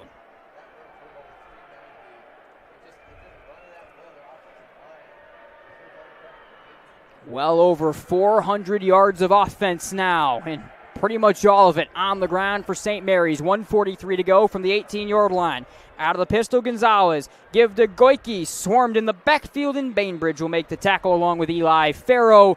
He's able to fall. Goike is back to the line of scrimmage right at the 18-yard line. 2nd and 10. 93 seconds and less to go in the ball game. Make it now 440 total yards of offense, 399 of it coming on the ground. So St. Mary's about to go 400 yards of offense in the ball game. 1:19 and less to go. They lead at 35-19, and they're running down the clock on state championship number 9 for the Eaglets program. Jayden Gonzales, the future of this team at quarterback, looks to the sideline with Goike behind out of the pistol. They've been running this formation pretty much the entire half. 2 receivers, 2 tight ends. Turn, give to Goike. Trips in the backfield and knees down to the 19-yard line for a loss of a yard. So they're going to be 1 yard shy of that 400-yard, or another yard shy of that 400-yard rushing mark after that one. 48 seconds and less to go. 3rd and 11 from the 19. They could be kneeing it out. I think they want that 400 yards right now to add one more exclamation point to a dominant state championship win. The St. Mary's faithful come to their feet on the far sideline. The clock will run inside 30 seconds here, and now the formation will shift to the victory formation. Snap, knee down, that'll do it. A return in dominant fashion. One of the state's most dominant programs is back. Coach Jermaine Gonzales, in his 3rd season, has led St. Mary's back to the mountaintop. For the 9th time, the Eaglets of Orchard Lake St. Mary's Preparatory are state champions of Michigan. 35-19. They take down the Byron Center Bulldogs, and the Eaglets once again are kings of the mountain in the Mitten State.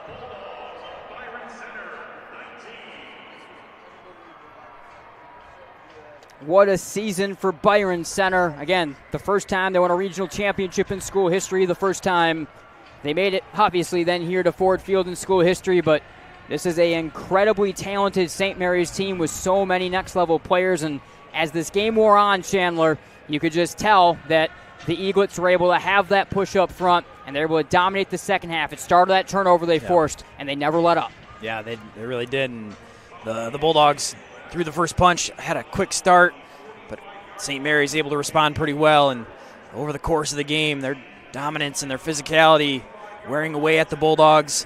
Offensively, only completing 2 passes on the game, but as we talked, just under 400 yards rushing, just getting it done.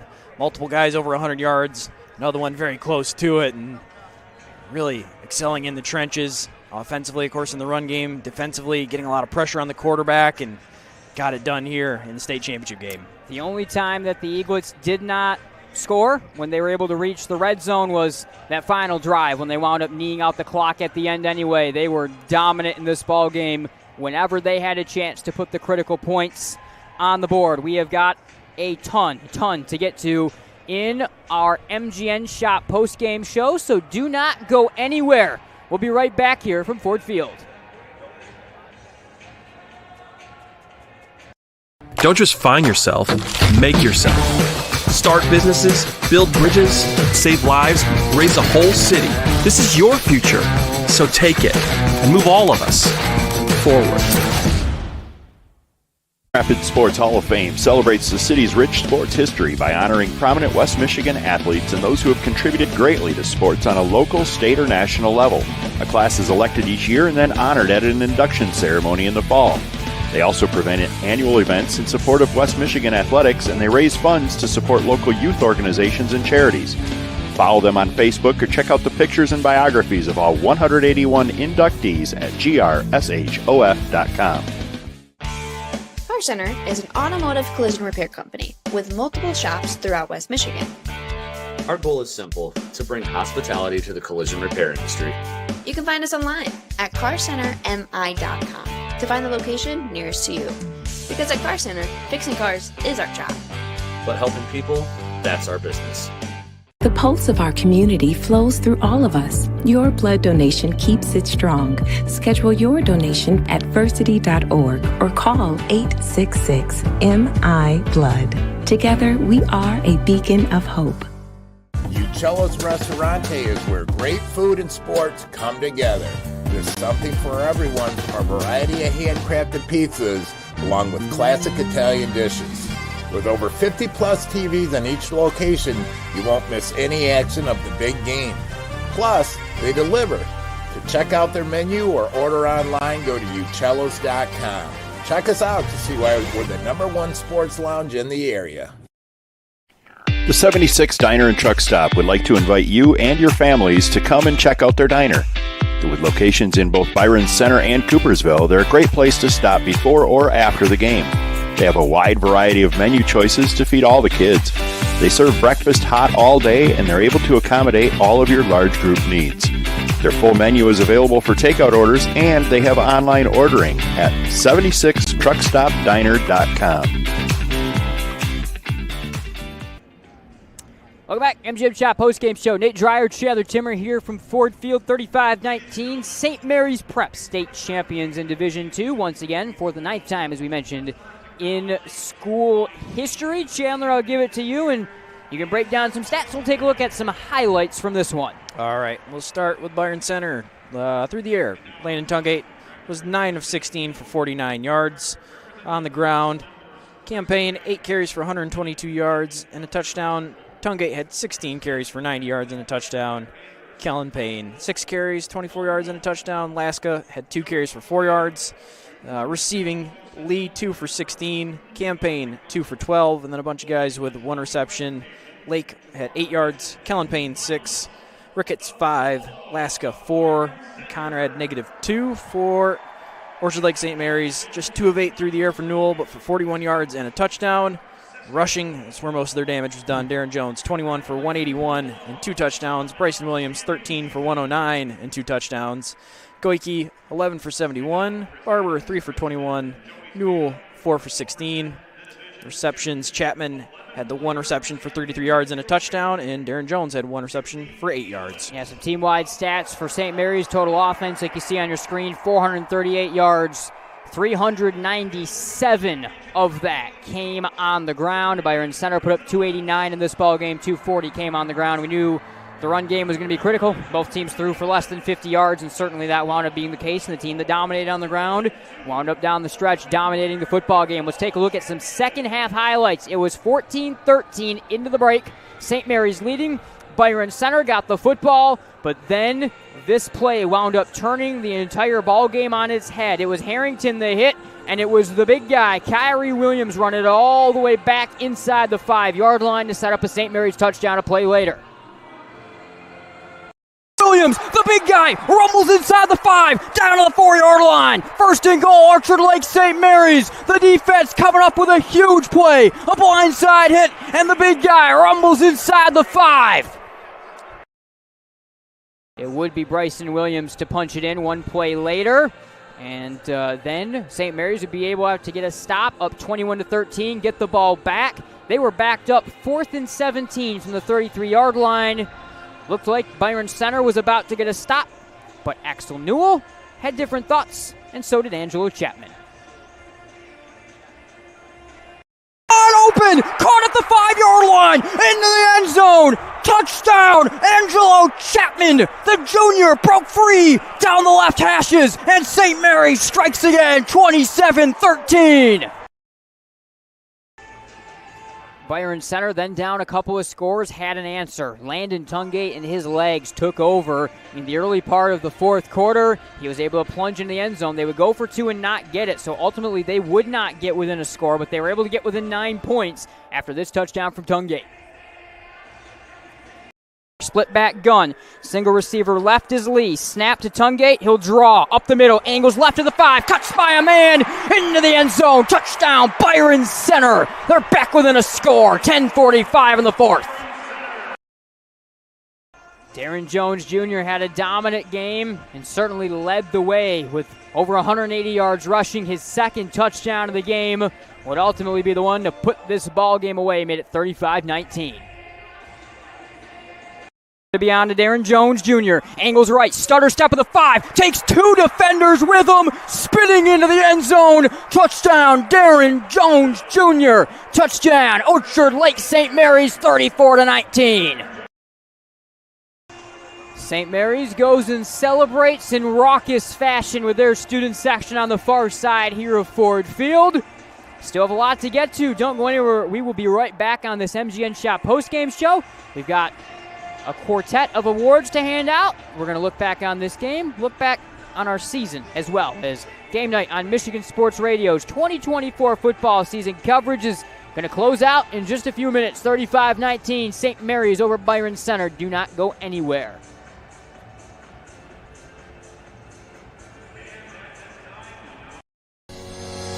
We are Centennial Securities, an independent firm with a team of committed professionals who strive to exceed our clients' expectations by giving outstanding service. We're proud to be part of our community where we live and work.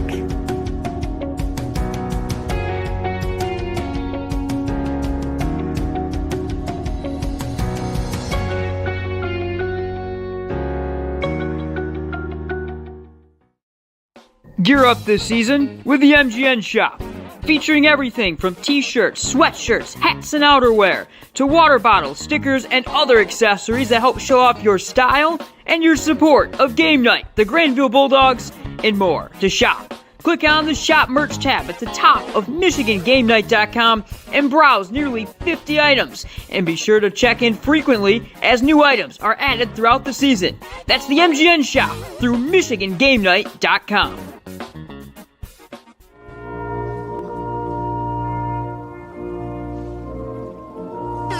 Upgrade to Music Jams Premium to get uninterrupted listening on all your favorite tunes. Click here to start your 7-day free trial. If it's important, it's not worth compromising. Which is why with Farmers, you don't have to compromise quality to get great savings on your insurance. I got this. We are farmers. Bum, bum, bum, bum, bum, bum. Game Night is presented in part by Farmers Insurance, Bennett Center Agency, for all auto, home, specialty, life, and commercial insurance. See what a Center can do for you. All right, welcome back. We've reached the end. Final segment of the football season here for myself and Chandler Timmer, Nate Dreyer here with you here on Game Night on Michigan Sports Radio. All right, Chandler, let's hand out some awards and let's take a look back on this season. St. Mary's are state champions here in Division II. Let's start it off with our drive of the game. A lot of choices here. You can look back in that first half to St. Mary's. They had the drive where they went to the tee, kind of established their power, scored for the first time. Obviously, it wasn't really a drive, but the one-play drive certainly flipped the game at the start of the third quarter. But very into that first half, about 5 minutes to go, and they took just about all the clock off to do it. St. Mary's, a grinding drive down the field. They take a 14-13 lead into the break. Our drive of the game goes to St. Mary's. Their touchdown scoring drive, it was Williams that punched it in to end the first half. Yeah, it was an impressive drive, and their first score going to the tee kind of caught the Bulldogs off guard, and then that long drive to take the lead right before the half, showing a little bit of balance, kind of the recipe of what would lead them the rest of the way and really setting the tone for the rest of the game that they were able to take a commanding lead. Our Carr Center hit of the game was also the only turnover of this ball game, and it was a big one. The hit would be leveled in by Ryan Harrington, but it was the big guy picking it up. Kyrie Williams running it inside the 5-yard line. This, our Carr Center hit of the game, also maybe the biggest moment of the ball game. Williams, the big guy, rumbles inside the 5, down to the 4-yard line. First and goal, Orchard Lake St. Mary's. The defense coming up with a huge play, a blindside hit, and the big guy rumbles inside the 5.